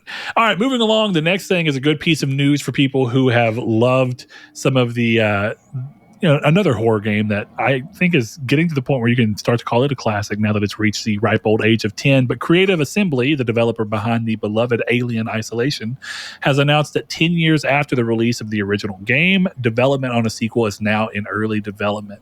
So if you've been wondering when the hell you were going to get to do more Alien Isolationing, here you are. I have not played Alien Isolation. This is one of those gaps in my gaming knowledge where I really need to play it, and I have no reason that I haven't played it. Just hasn't happened. But knowing what I know about the game and having seen someone play a little bit of it, I wonder how they're going to approach a sequel for this, because I wonder how well the mechanical basis for this can work yet again. Can it primarily be hide, progress, get scared, hide? And I'm not trying to dumb the game down. I'm literally saying one of the other games that I really liked, Outlast Part 1, or Outlast, and then when Outlast 2 came out, I really struggled to kind of be in that same zone where I was like, oh, I just run and hide. I mean, Outlast is on its 4th game, so yeah, I think it'll be fine. No, it'll probably be fine. But for me, as an individual, for sure, I wonder. Yeah. Did you play Isolation? No, not enough to have much to say on it. Yeah, I forgot that Isolation until I saw the 10 years. I was like, holy shit, does that mean that this was a cross-gen game? Yes, it was. This was a game on PS3 and PS4. Kind of wild. And crazily enough, they brought it to Switch eventually. Really?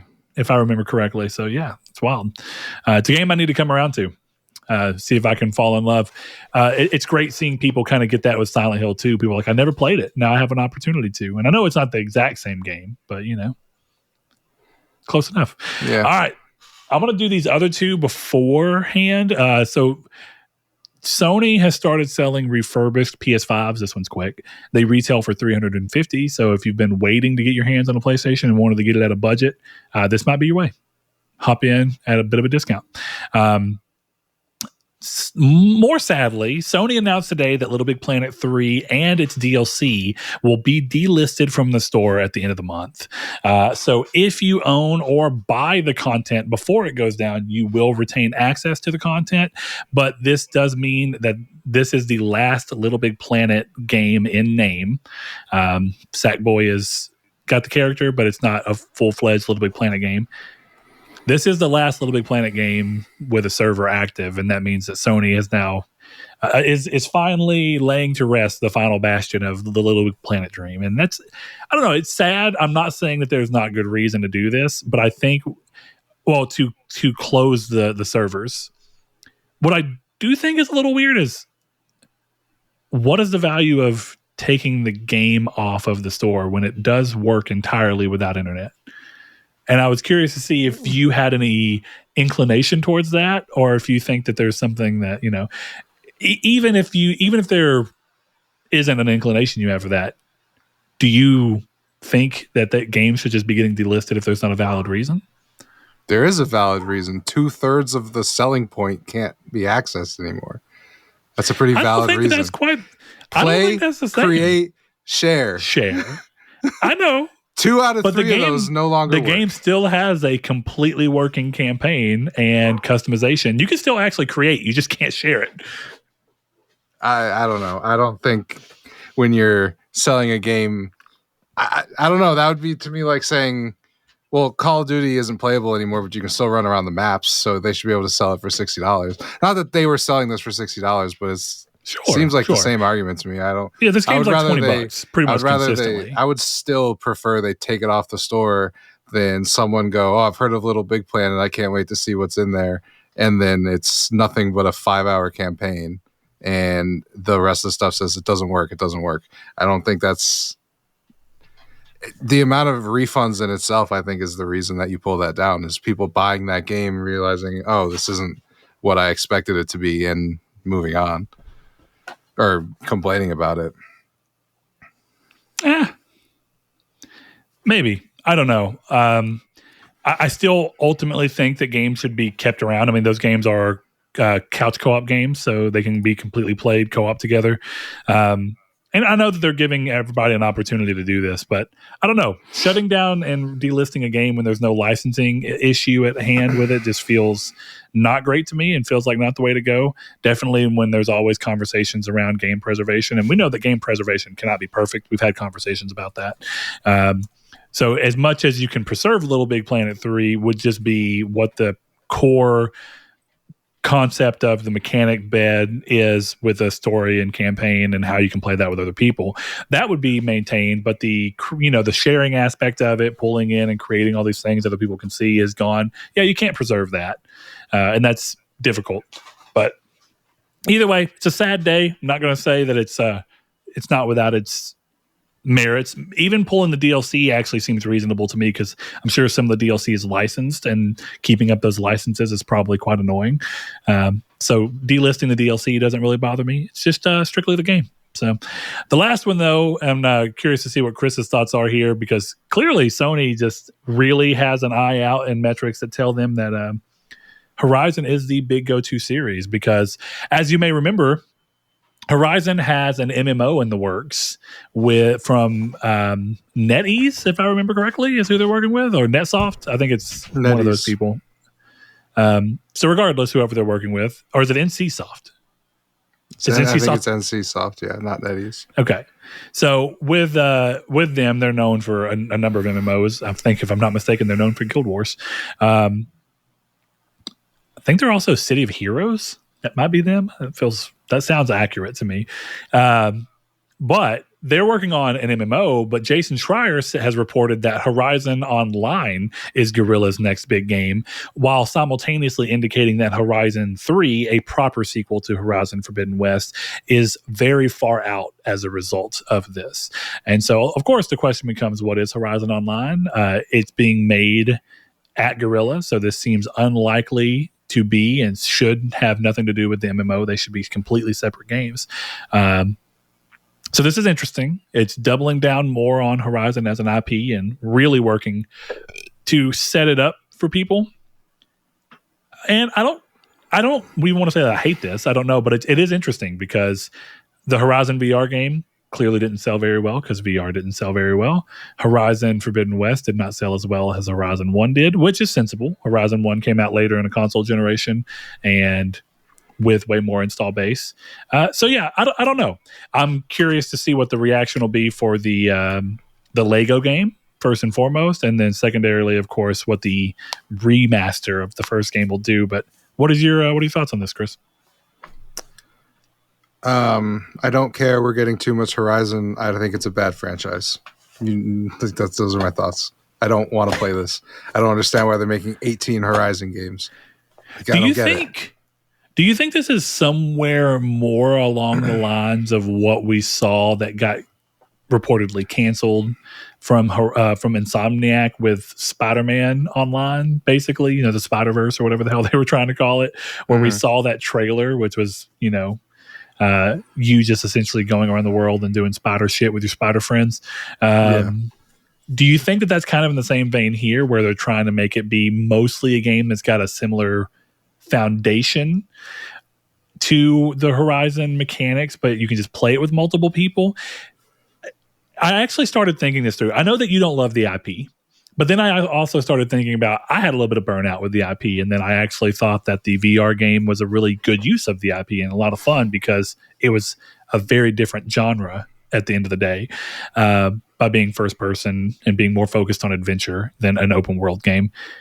I almost wonder, my version of this was, what if this is something more like Ark Survival Evolved or something like that, but just set within Horizon, where it's like a persistent online world where you can play with people and build, and it has a story. That feels like a weird shift for a studio like Guerrilla. Not that they couldn't do it, but also at least a more interesting use of the IP, to be dead honest, right now than a Horizon 3 would be. Like, in a weird way, I'm more excited about the potential of this than a Horizon 3, because Horizon 2 didn't show enough of an evolution, considering how long it took to make, for me to be excited about a 3 seeming similar enough to 2, but taking 6 more years to make. You know what I'm saying? Yeah. Honestly, I don't know. I mean, I'm sure the thing is, like, Horizon is so bland that you can give it any genre and probably find a way to make it work. So yeah, I'm sure the Arc, taking Arc and putting it in the Horizon universe would work. I'm sure it would be fun. I'm sure you'll get a sequel announced with Vin Diesel. Like, I'm sure all of this stuff could. I'm sure all of this stuff could They'll happen. remake this game in the same generation on a new engine. Exactly. Just like they did at Arc. And discontinue the old one that everyone was playing. But I don't know. I mean, I think you could tell me that they were making a first person shooter in the Horizon universe, and I'd be like, okay, man, sure. Like I believe you. I believe you. Like, that's probably my biggest problem with the franchise in general, is that it has no fucking identity. It's boring. I don't know. I'm not going to talk shit about it because I didn't play Forbidden West. I don't. We're not an Xbox podcast. I don't want to be blamed for that again. So, like, I just don't care. Like, I don't care. It'll come out. Horizon 3 will come out in 8 years. It'll probably get 10s, and then I'll be super happy because I'll be playing the Breath of the Wild sequel instead of Horizon 3. So it's fine. But I don't understand. The biggest thing that I'm confused about is how Guerrilla can make Horizon Online and it's not going to take over their studio, but Naughty Dog had to cancel Factions, an online game that is probably would have been less expansive than this one's going to be. They had to stop making it because it would take. I don't understand. Well, we'll never know. But if we were to believe what we were told, and if we were to be kind and courteous towards Sony to say that, hey, they really do care about what their developers want to do, then it may. If you go Occam's razor, right, the simplest answer is that Naughty Dog literally did get told, hey, you can totally make this game, but if you do it, you are going to become a games as a service studio. And they said, no, we don't want that. And Guerrilla, if this is going to be a games as a service game, if it's online, you'd be surprised if it wasn't. I understand the intuition. So maybe Guerrilla's like, yeah, we don't care if we become a games as a service studio. But I think the problem with that is they're also still talking about a Horizon 3. Now, the one difference here is that Guerrilla does have two teams. We've known that for a while Naughty Dog still is a singular team currently. They're a unified team working on a single project. So that might be how this works, is that one of the internal teams for Guerrilla becomes a games as a service studio while the other remains a typical AAA first party, single player adventure. I'm not sure. I do think it's interesting, and I don't want to. I'm not going to say push back because it's not really that I'm giving you flack, but I do get what you mean in the fact that you seem to be able to throw any genre at Horizon and it, for the most part, can work. Like we talked a while back about like a Monster Hunter style Horizon game. You can very clearly see it. You can see an Ark Survival Evolved style Horizon game. You can see a Horizon MMO. Dude, I could see a fucking Civ clone. Like, fuck yeah. And it even plays into the lore, because in the lore, it's just kept happening. It's like been the restart of civilization, and this is like the 8th time or whatever the fuck it is. So yeah, you can have all sorts of fun with that if you really wanted to. And so that's that's the one I would play. There you have it. It's a mixed bag though, because I think that can be a good and a bad thing, because I think that Star Wars is kind of going through this right now where Star Wars should be able to have all sorts of genres thrown at it. And yet, for some reason, the only Star Wars games that tend to do well are the ones where lightsaber shoom shoom. You know what I mean? It's like Outlaws is doing really bad, and there's, it's just third-person shooter, open world Star Wars. Now there may be more to that. That may be because maybe Outlaws is not a particularly compelling game. I don't know. Don't have an opinion. I haven't played it. But I don't know. It's interesting to see that at some point Sony was looking at Concord as its new Star Wars, and in many ways I feel like they're treating Horizon more like Star Wars in that it's like their flagship franchise that they can do anything with. It's just an interesting thing of note. I don't know. This just it's nepotism. This just feels like nepotism. Because of the Herman Hulst. Here's the only thing is that if this game has been being made for a while, I guess Herman Hulst was over the studios at that point, even if he wasn't. I was about to say, I don't know where you're going with that because he had more direct control, most likely, before. I don't know, man.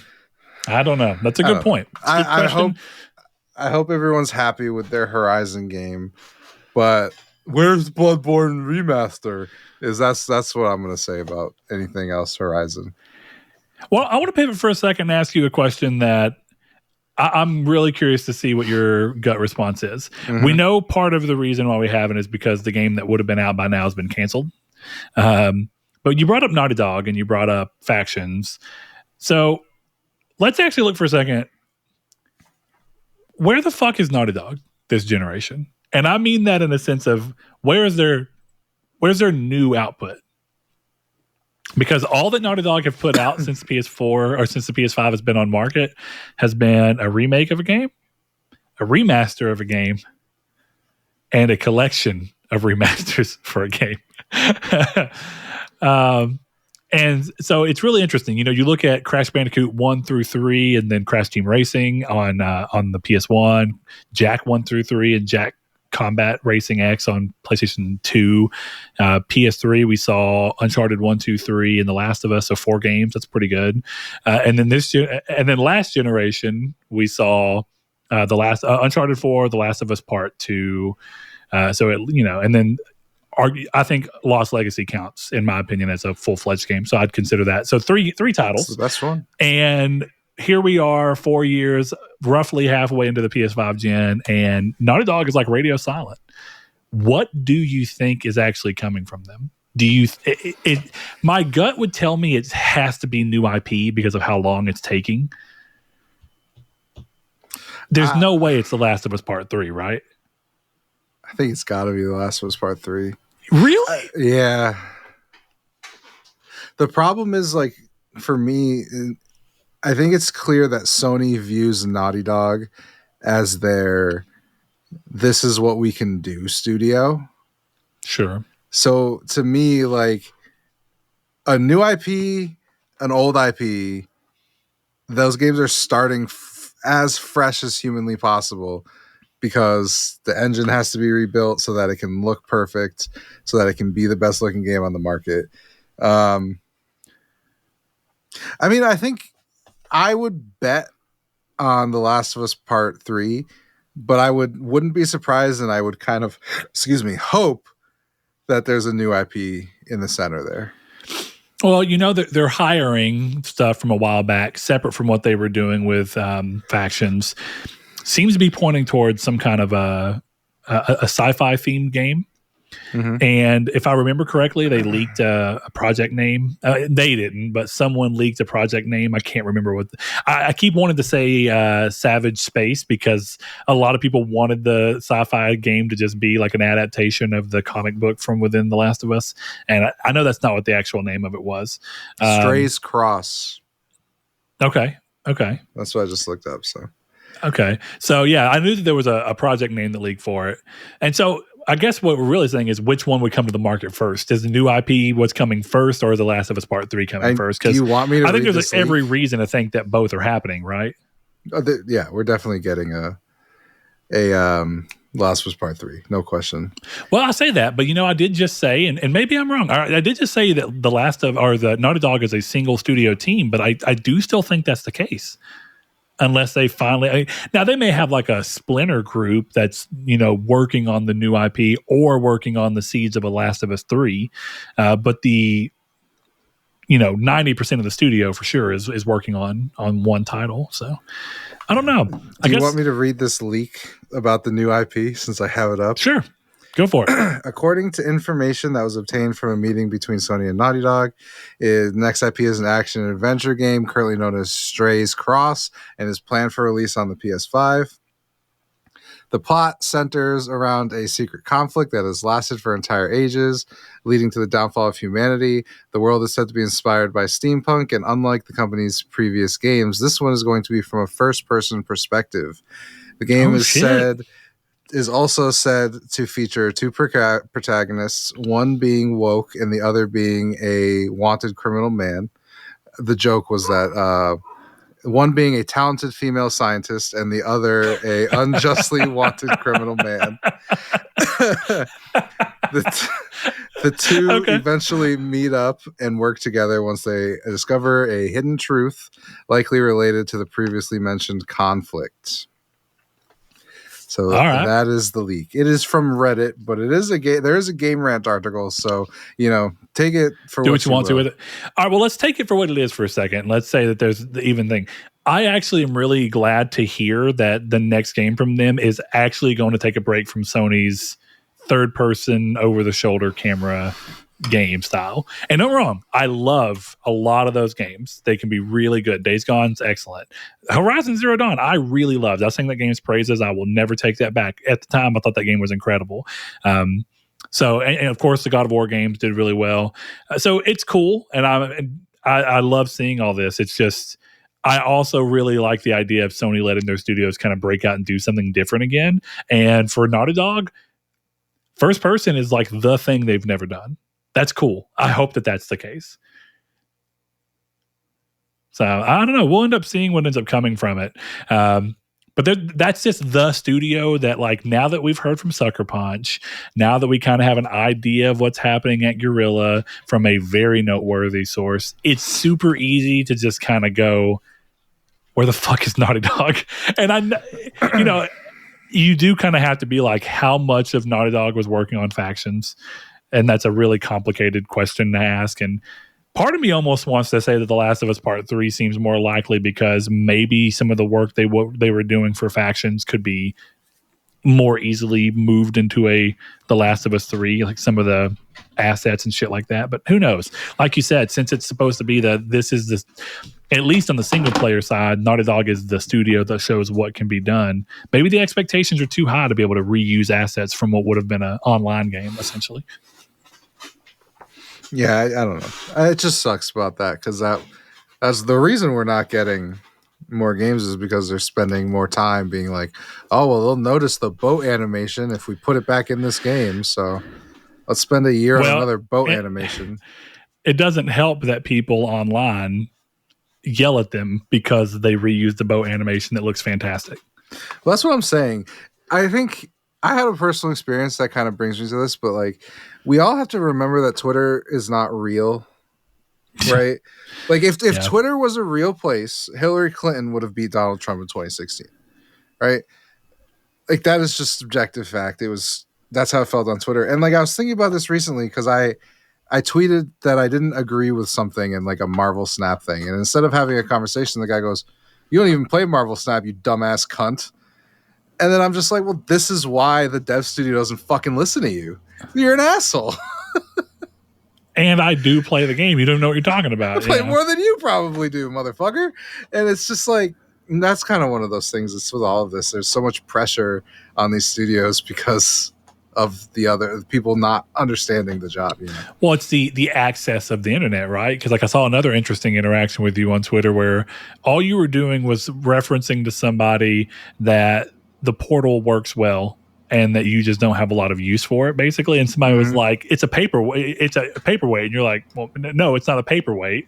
Or whatever the hell. It was just a dumb interaction. Yeah. It was so funny. That was one of my favorite Twitter reactions. So I said something along the lines, if you don't have an internet connection, it's a paperweight. And the guy responds to me and goes, what does it matter how much it weighs? Yeah, that's what it was. I was like, dude, are you joking? And he kept going at me.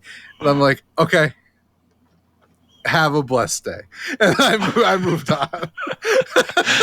Twitter's a wild place, man. It is the Wild West in many ways, and it's a good and bad thing. But yeah, there's a long history of developers talking about the goods and bads of the internet, right? Some of it's good because you can get communities of people, but sometimes you can get communities of people that you think represent what people really want, and then you listen to them and it turns out not enough people wanted that. Good example of that is Resistance 2 is a great game and I love it, but it is the odd game out in its series because They online saw some people saying that they didn't like the weapon wheel and that they wanted it to be more like Call of Duty, basically. And so they took co-op out because they thought people didn't care about co-op, and they took the weapon wheel out and made it to where you can only have 2 weapons at any given time in Resistance 2, which is the only game in the franchise that's like that. And afterwards, when they came back with 3 and there was co-op again and the weapon wheel again, they were like, yeah, we listened online to a group of people that we thought represented what people wanted. It turns out everyone that we weren't listening to really wanted all that shit, and it's just that it was already in the game, so they weren't complaining about it.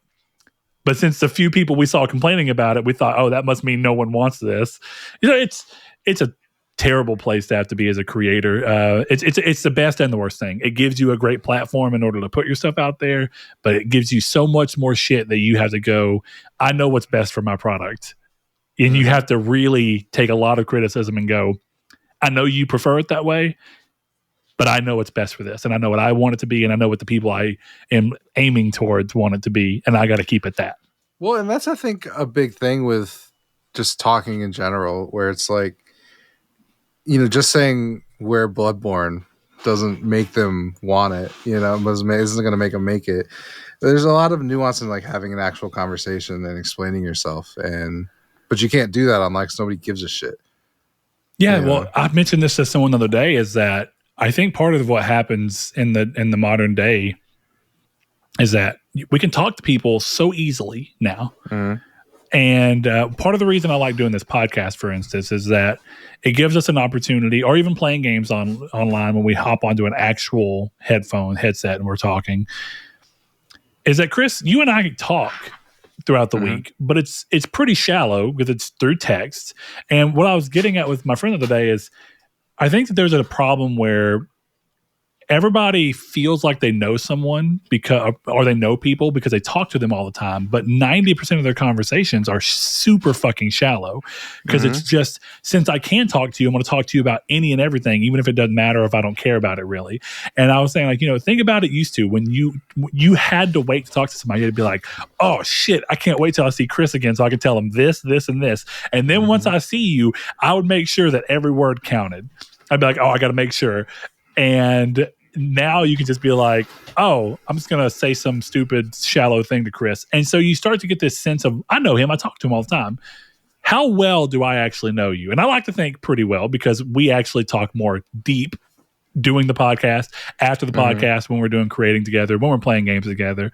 But at the end of the day, it is ultimately still a thing where a lot of people get a false sense of knowing someone who they befriended in an entirely text-based online space.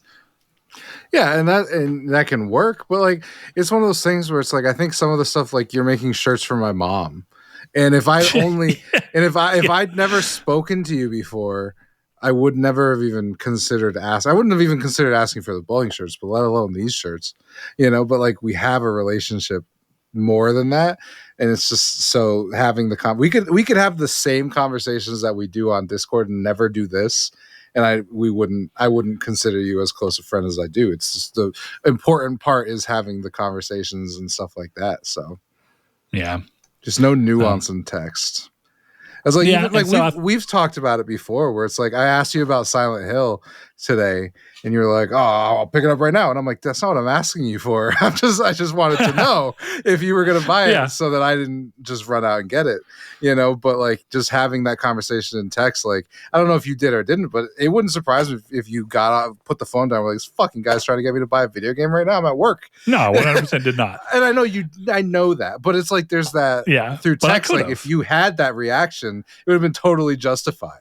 It's like, no, it's funny because how I took it was exactly what you just described. Was I took it as, oh, Chris is debating Silent Hill and he's just trying to make sure that I'm not already buying it so that he doesn't go buy it pointlessly. Because if I'm already going to buy it, why not just benefit from it? Because I benefit pretty often I'm playing Persona 5 Royal right now on your dime.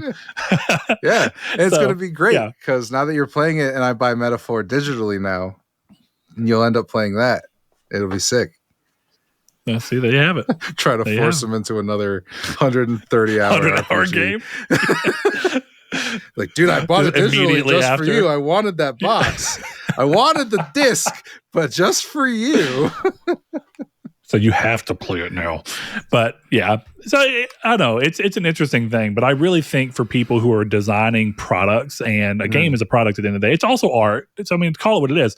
But when you're designing something to be, picked apart by the masses, the internet makes it really difficult to pull that off in any kind of way. And that's why I really love these single developer stories like the dude who made Stardew, because it's just like he went to the place where I love.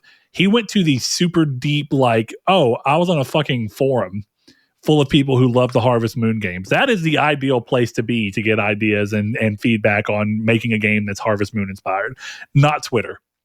Are the people who like Harvest Moon on Twitter? Of course they are. So are thousands, hundreds of thousands, millions of people who would just look at your game and be like, this looks like shit, bro. So you got to let it go. You just got to trust yourself in the small community that actually makes sense. So, but Chris, that wraps up the news for today. I know there's not a whole lot going on, but we do have some questions that we're going to wrap the episode up with. And I think we've talked about this one a few times, or at least, I don't know. This is an interesting one. So it comes from Jehudi MD, longtime listener, longtime patron. And he says, what was your favorite game on your first ever console? So first and foremost, Chris, what was your first ever console? Was it a 360 or was it an original Xbox? Are handhelds consoles? I would count that. Yeah. Then the answer is Pokemon Red. Game Boy? Yeah. Hell yeah. My TV-based console, my first one was the OG Xbox, to which my favorite game was Jet Set Radio Future. The one that came in the box. Yeah. Great game, though. Yeah. Banging soundtrack. Oh, incredible. I still listen to it. I almost want to press my own vinyl for it just to have it on vinyl. But yeah. I loved Raises Hell is I've never heard anyone other than me talk about it, but that's an old Xbox game that I had a lot of fun with. And all I remember is like as a kid, I thought it was, it's really cool that I can hold one button and beat all the enemies. And as an adult, I'd be like, what the fuck is this? I only have to hold one button to beat these enemies. Oh, I never played this game, but I remember the box for it. Yeah. Yeah. Interesting. Yep. I love it. Man, it's crazy how much later you got into console gaming, like home console gaming. I think for a lot of people, Game Boy was really cheap and easy to get. So that is a really, but even before Game Boy, right? My first console experience ever was Sega Genesis. My dad handed it down to us whenever the PlayStation 1 came out. And so we got to play the PlayStation 1 a little bit, very sparsely, up until about the first year after he had it. Then he started letting us play it more. So my first real experience with games was the Sega Genesis. And my favorite game from that, I'm probably going to say it's tied because there's two games that I fucking adore from that system. The first one I've referenced plenty of times. It's a goofy ass game. It's called Booger Man, a pick and flick adventure. You play a fucking janitor who flushes down a toilet and goes in this other world, and you have like a sock on. You have like a sock with your toe sticking out, and you can fart and burp on these goblins, and you're like going through these sewer systems. It's a really tough game, or at least I remember it being tough, and I've played it a few times since. It just stuck with me. I really remember that game. The first game I ever played was Chuck Rock 2 Son of Chuck. It's a game where you're a caveman baby. But the first game that I really fell in love with on that system was Booger Man. And the other game that I fucking love from that system is a dinosaur fighting game. It's like a claymation dinosaur fighting game called Primal Rage. And it has a banging soundtrack for an 8-bit game. It's super cool, and it did like the old Mortal Kombats where they scanned in claymation for everything. So for how old the game is, it looked incredible because it was just claymation dinosaurs that they had done all this crazy animation for fighting each other. And God, it was cool. You could play as like T-Rex, you could play as like a Stegosaurus kind of looking thing, you could play as just like abominable snowman dude who's super muscly. Great game. So, there you have it. If you've played Primal Rage, shout it out in the comments. Hit us up on Discord. I just need to know that other people know how cool Primal Rage is. I still have that cartridge, and I still have my Sega Genesis, and I every now and then debate hooking it up just to be like, Let me hear that. Brr, brr, brr. It's got a really cool music. EA Sports. It's in the game. That was my favorite.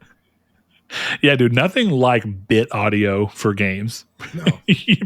Back then it was awful, but it was, it was cool. I don't know how to describe it other than that. It was like, oh, dude, this game's talking to me. Next question. What is a studio and IP crossover you would like to see? For me, a Harry Potter world turn-based RPG by Atlas. So am I to believe that you just want Harry Potter Persona? I actually am down with that. It's Hogwarts where you go through and it's just day to day, and then you go out and sneak out and do all this crazy shit. Yeah. Mission. Honestly, this writes itself. I'd play the crap out of that. Yeah. So, Chris, you have a studio and IP in mind? Where's the question? So I can read it. Sorry. Yeah, it's in Discord and it's on the announcements tab. It's from RMG0731. Gotcha.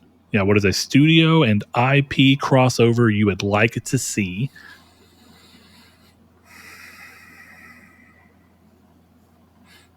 Okay. I've got a couple. My first one, I'd like to see Alpha Protocol. Okay. And I'd like you to give it to Obsidian. Oh, fuck yeah. And make a new one. That's it. That's my Let's go. We got it. Crossover. Yeah. No, real talk. I'm trying to think of something that doesn't sound too typical, right? It doesn't sound boring. God. You know what? I got two with the same IP, okay? So I want a Kingsman IP. I want a Kingsman IP. Okay. All right. Right? And I want either Naughty Dog to make an action game with it, or interesting choice. Okay. Or Atlas to make a Persona game. One of the two. Persona Kingsman game? Hell fucking yeah. Are you kidding me? Okay. I've never seen any of the Kingsman movies. I know the franchise. I know what it is. And I've seen a couple of the fight scenes out of various movies, I think Naughty Dog would be super capable of making those fight scenes like really visceral. And obviously, like I just, outside of that, like the great cutscenes, like take that movie. So I'm in for that. Oh man, I'm trying to think of more. Okay. All right. I have another one. This one's weird, but I think you'll like this concept. Okay. We're going to take Io, right?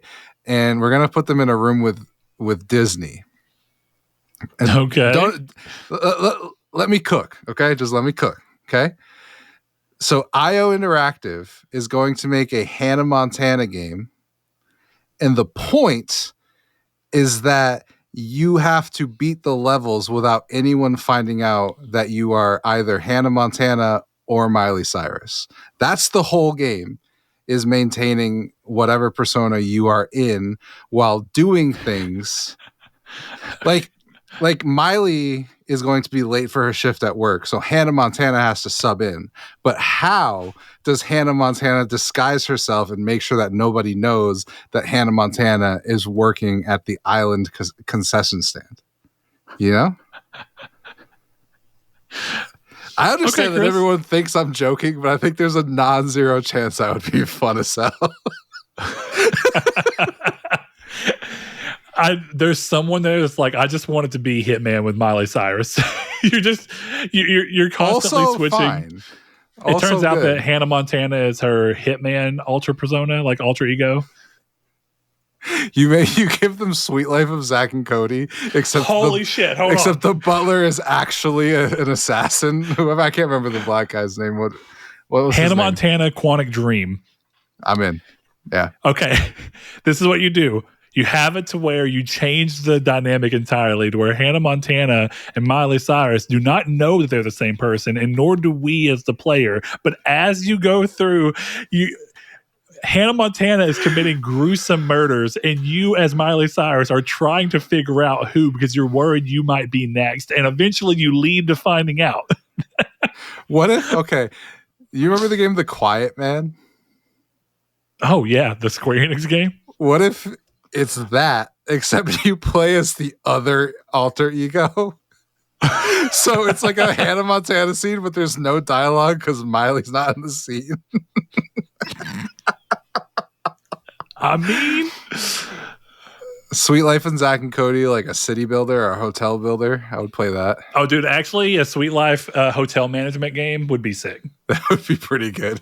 I'm not even lying. That's actually a golden concept that people would totally have gotten behind. I mean, we bought a zoo, by the Stardew Valley guy.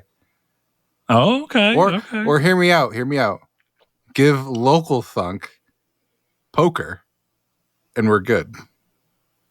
Oh, okay. Yeah, there you go. Mm-hmm. Solitaire by Local Thunk. Ooh, okay. I don't know how to play Solitaire, but I'll play it. I'm in. Oh, dude, Solitaire is great, actually. And it's weird how so many card games are genuinely fun, and it goes to show that fun ideas don't require much of shit. I've had a lot of fun playing Solitaire. Yeah, have I had a lot of fun playing fucking The Last of Us? Sure. Solitaire is pretty goddamn killer, though. I'm gonna be real. All right, and I don't have to see a single human pore. This is one that's just for you, right? I don't know the dev studio, but give me the guys who made Talos Principle. Oh, okay. Fuck. You're speaking my language here. I lost the franchise. I fucked up. I lost it. Okay. It was good. It was going to be good. I'm going to pull deep here for a second. And this is going to be kind of interesting, but I think it could be done. Sucker Punch, Jumper. The Hayden Christensen movie? The books too, but yes, the Hayden Christensen movie is the movie adaptation. Why are you acting like it's shocking that I went to the movie first and the books?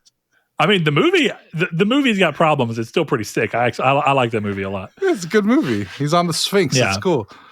Yeah, that movie's fun. That movie is just pure fun.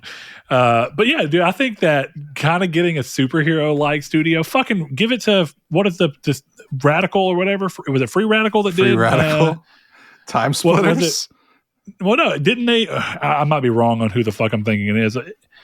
I am absolutely thinking of the wrong. It's not Free Radical. Who was the people that did Prototype? Even though Sucker Punch is still a better choice. Sucker Punch, I don't know. No, it's the studio that's got. It's a Call of Duty support team. Just Radical Entertainment. My brain went to Radical and went to Free Radical. Okay. More importantly, my actual answer for this, I don't think I've said anything like this, but a few weeks ago we were talking about games and that we are surprised that haven't been made. And I was saying there's so many games that for like One Piece and all these other franchises and games that are tied together. I would love to see, and there has been a game for it on PS2. It's an all right game. It's not great, not bad. It's from Square Enix, if I remember. But I want to see Full Metal Alchemist.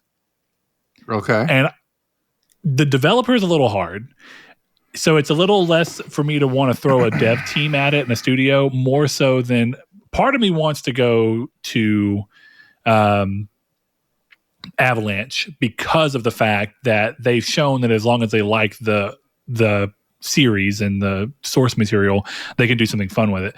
But what I want is essentially a Full Metal Alchemist game where you create your own alchemist and you go and you're joining the Central Academy and you start and you make your dude and you learn different alchemy and you build your guy up, and then essentially you just go through school, go to classes, meet people, but in the side you're going around the city and all these crazy things and you're finding out crazy shit and you're being involved in all these things, and maybe you're even going to war depending on when exactly you set this. And I just think that if you make a Hogwarts Legacy, it's funny that keeps coming up, but if you make a Hogwarts Legacy style game but it's just Full Metal Alchemist lore wise, and you're just making your own alchemist going to school and just going about it, that could be really cool. Yeah. Take Days Gone, give it to CD Projekt Red. Take it. Give it to John Garvin. No, don't give it to John Garvin. Okay, look, let's take a second here. I want to explore this one a little further because I know we've kind of joked a while whenever the rumors were going around that CD Projekt Red was interested in the IP if Sony didn't want to use it. So let's be real for a second. Writing wise, I'm down. I could see it. Gameplay wise, what are you thinking? Because I actually love the gameplay of Days Gone, and I don't know that I see I don't know if I see CD Projekt being able to necessarily nail that. I'm not saying they couldn't, but it's not obvious to me. I guess the lame answer, but the honest one is that I don't ask questions of CD Projekt Red. Okay, I mean they've I know it's not a good answer, but that's the reality. It's like CD Projekt Red is the one studio I'd be like, yeah, do whatever the fuck you want. Oh, you want to make it a Western RPG in first person? Okay. Okay, sure. Whatever, man. Like, I'll play it. Does it work? Enough. No? Okay, that's fine. No, it's fine. That's fine. I'll deal with it. All right. The Order, Bungie. Why? It's not even because of the Order, but why Bungie? Make it a Destiny style game where you and two other knights of the round table go out exploring. that was more to see what your reaction would be. I'm not even kidding. I wanted to see. The honest answer to that would be give oh shit. How did I do this again? Give yes, spiders. Give them it. Okay, I don't hate that. I don't hate that at all. I would do that. I would watch that or play that. I'll give you another one. This is fun. Here's Rare and One Piece. That's it. Okay. Yeah. Maybe a Banjo-Kazooie style platformer for One Piece. Let's go. Rare? Oh, I was thinking Sea of Thieves, but yeah, sure. Yeah, that was a joke, Chris. Okay. I mean, nuts and bolts would work. They're all boats with wheels. Tires on the ground. They're not even on the sea anymore. Racing to find the One Piece.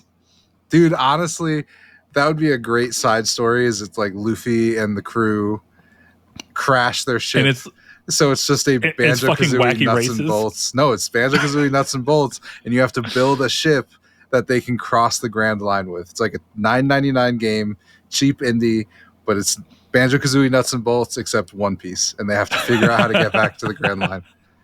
All right, look, man, we got one more question, and we're going to wrap this up because me and the wife are doing, or at least attempting to do, the 31 days of scary movies, spooky movies. What have you watched? And so, oh man, so there's so much I've realized that my wife has never seen, and basically what she told me, we've been together first off 14 years, about to be 15, and she basically was like, I didn't really watch movies before I got with you. And I'm like, oh, that makes a little more sense. Because she's never seen The Shining, which just kind of blew my mind. She had never seen Nightmare on Elm Street. So what we have watched, we watched It Chapter 1, which we've both seen before, but we started with that one. We watched Trick or Treat. Okay. Which is kind of weird, but I didn't hate it or love it. It was just kind of like worth watching once. We had never seen that, neither one of us. We watched Gremlins, which was interesting because she had never seen Gremlins, and I consider it a horror movie. A lot of people kind of give it the it's a Christmas movie vibe thing going for it. We watched Nightmare on Elm Street, which was interesting because she's never seen that. My dumbass put Friday the 13th in here. We are going to watch that. She's never seen Friday the 13th. She's never seen so we've watched Corpse Bride, but we have a big list. We're gonna do The Shining, and I never watched Doctor Sleep, so I'm hoping that's good. Nice. We have I think she added Friday the 13th to the list the other day. We've got Splice, a movie I've been meaning to watch forever and just have not gotten around to. And I know it's not quite horror in the same way; it's more like sci-fi horror. But I mean, if Aliens counts, Splice counts. I would say, you got to throw Long Legs on that list. Got to throw it on there. Okay. Then I really liked the movie Life. Taking any suggestions? I really liked the movie Life. It's with Ryan Reynolds. And Jake Gyllenhaal. Jake Gyllenhaal. I really liked that movie. The one that people thought was a Spider-Man Venom prequel. Yeah. I mean, listen, I get it. Yeah, that's really good. Oh, fuck. I had another one to recommend you, but I lost it, so we'll move on. Man, I'd have to look at the list, but there are so many movies she's never seen. Like she'd never seen Aliens until recently, and even then, we started with. I should have started with Prometheus in hindsight, which I've not seen Prometheus, but we watched Alien Covenant. Nice, and it was good. I liked it. Yeah, so I want to watch. I'm gonna go back decent. and watch Prometheus and then Romulus. Go from Nice. there. I want to see. So Romulus. there's any recommendations you have? I've heard a lot about Long Legs, so definitely Long Legs is I'll throw fucking that great. on there too. So I was gonna go to Blake too and be like, throw it out. Let me see what you're. I've been kind of looking at what he's watching to see, but yeah. So we're gonna watch a movie after this. I don't know if we've landed on which one yet. I've kind of been letting her, since so many of the movies she's never seen, I've been kind of letting her steer the ship, which has been fun. Blake But the last Mungo, question we that's have a good here one. is from TT Dog 666, longtime listener, longtime patron. He says, "What do you think is the worst case where you've been really excited by a game announcement, only to see the game delayed to the point where you totally had lost interest by the time that it did arrive?" And it seems that this was brought about by the Little Big Planet news and him reflecting on the series, because he said, "I'd have bought a PS3 next day when I first saw Little Big Planet revealed, but the delay between that and release, and I lost total interest in it. Made worse by them using the game and the level creator to produce stuff for the showcases and shows in the meantime. It felt like they were delaying it further by spending time making those instead of finishing the game." So yeah, do you have a game where it was announced and by the time that it came around, it was just like, no, thank you? Honestly, no. There's definitely games that have come out that I was excited for that fell off. That I didn't like, but I don't know that I've lost interest in something. Interest If strictly because of the amount of time that it took to get to. Yeah, if anything, I've forgotten that games existed because of it, but I don't know that that's the same thing, because I think if I forgot it existed, I wasn't looking forward to it. I think at the heart of this, what the question is really kind of asking, and time is a big element of it, but it's almost more of a question of, what have you been excited for that the more you saw of it, and when games get delayed, you tend to see more of them, and the more you see of them, eventually you just lose interest. And I guess my answer, and if you want to think of one that might fit closer into that criteria for you, my answer is a relatively new game, and it is Starfield. Even though I was very rocky on Bethesda after Fallout 4 personally, when they announced Starfield, I was kind of like, all right, I'm down. This sounds cool. New IP from them. This is really exciting. Cool. I can't wait to see it. And it took so long for us to hear anything on it that I had naturally lost interest, and my own feelings towards Bethesda had continued to sour. And the problem ended up being that, like, my view on Bethesda in general is worse. My view on what the game, whether or not it could even be good, had worsened. And then they showed the game, and everything that they showed about it, I was like, this does not look at all like something I have interest in playing. And even though I've had the game since release, downloaded and installed on my Xbox Series X, I have yet to bother to play it because I just cannot bring myself. I don't think that game looks interesting at all. And the more I've tried looking into it to see if I can make myself interested in it, it gets worse. I'm like, oh no, I don't think I'm going to like playing this. And I've been keeping an eye out because I'm still in that point where I would love to be just enthralled by a Bethesda game again. And so I've been looking at the DLC that just came out for it, the Shattered Space or whatever, and seeing if people feel like it's fixing some of the problems that the game has. But I don't know, man. Having not played it, I can't make such a damning statement, but I almost think that structurally that game is not fixable for me as a player. I don't think that game can be turned around into something that holds my interest because of how they foundationally built the game. So I don't want to say it's a bad game. It's a bad game for me. It appears, and I don't think that they can change that. It would take a lot of fucking updating, and it was kind of like, you remember when they delayed Suicide Squad? Actually, Suicide Squad's not a bad answer for this either, but Suicide Squad's a good one. Suicide Squad's one of those other examples where it's like they showed it and then they delayed it, but they delayed it like so half-assedly where it's like there's no way you can make the changes necessary in the amount of time that you delayed it. Why didn't you just put it the fuck out?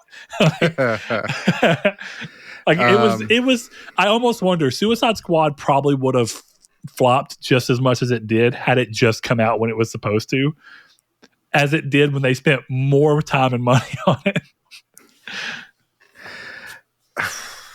But that's hey, Concord did worse than that. So I mean, fuck.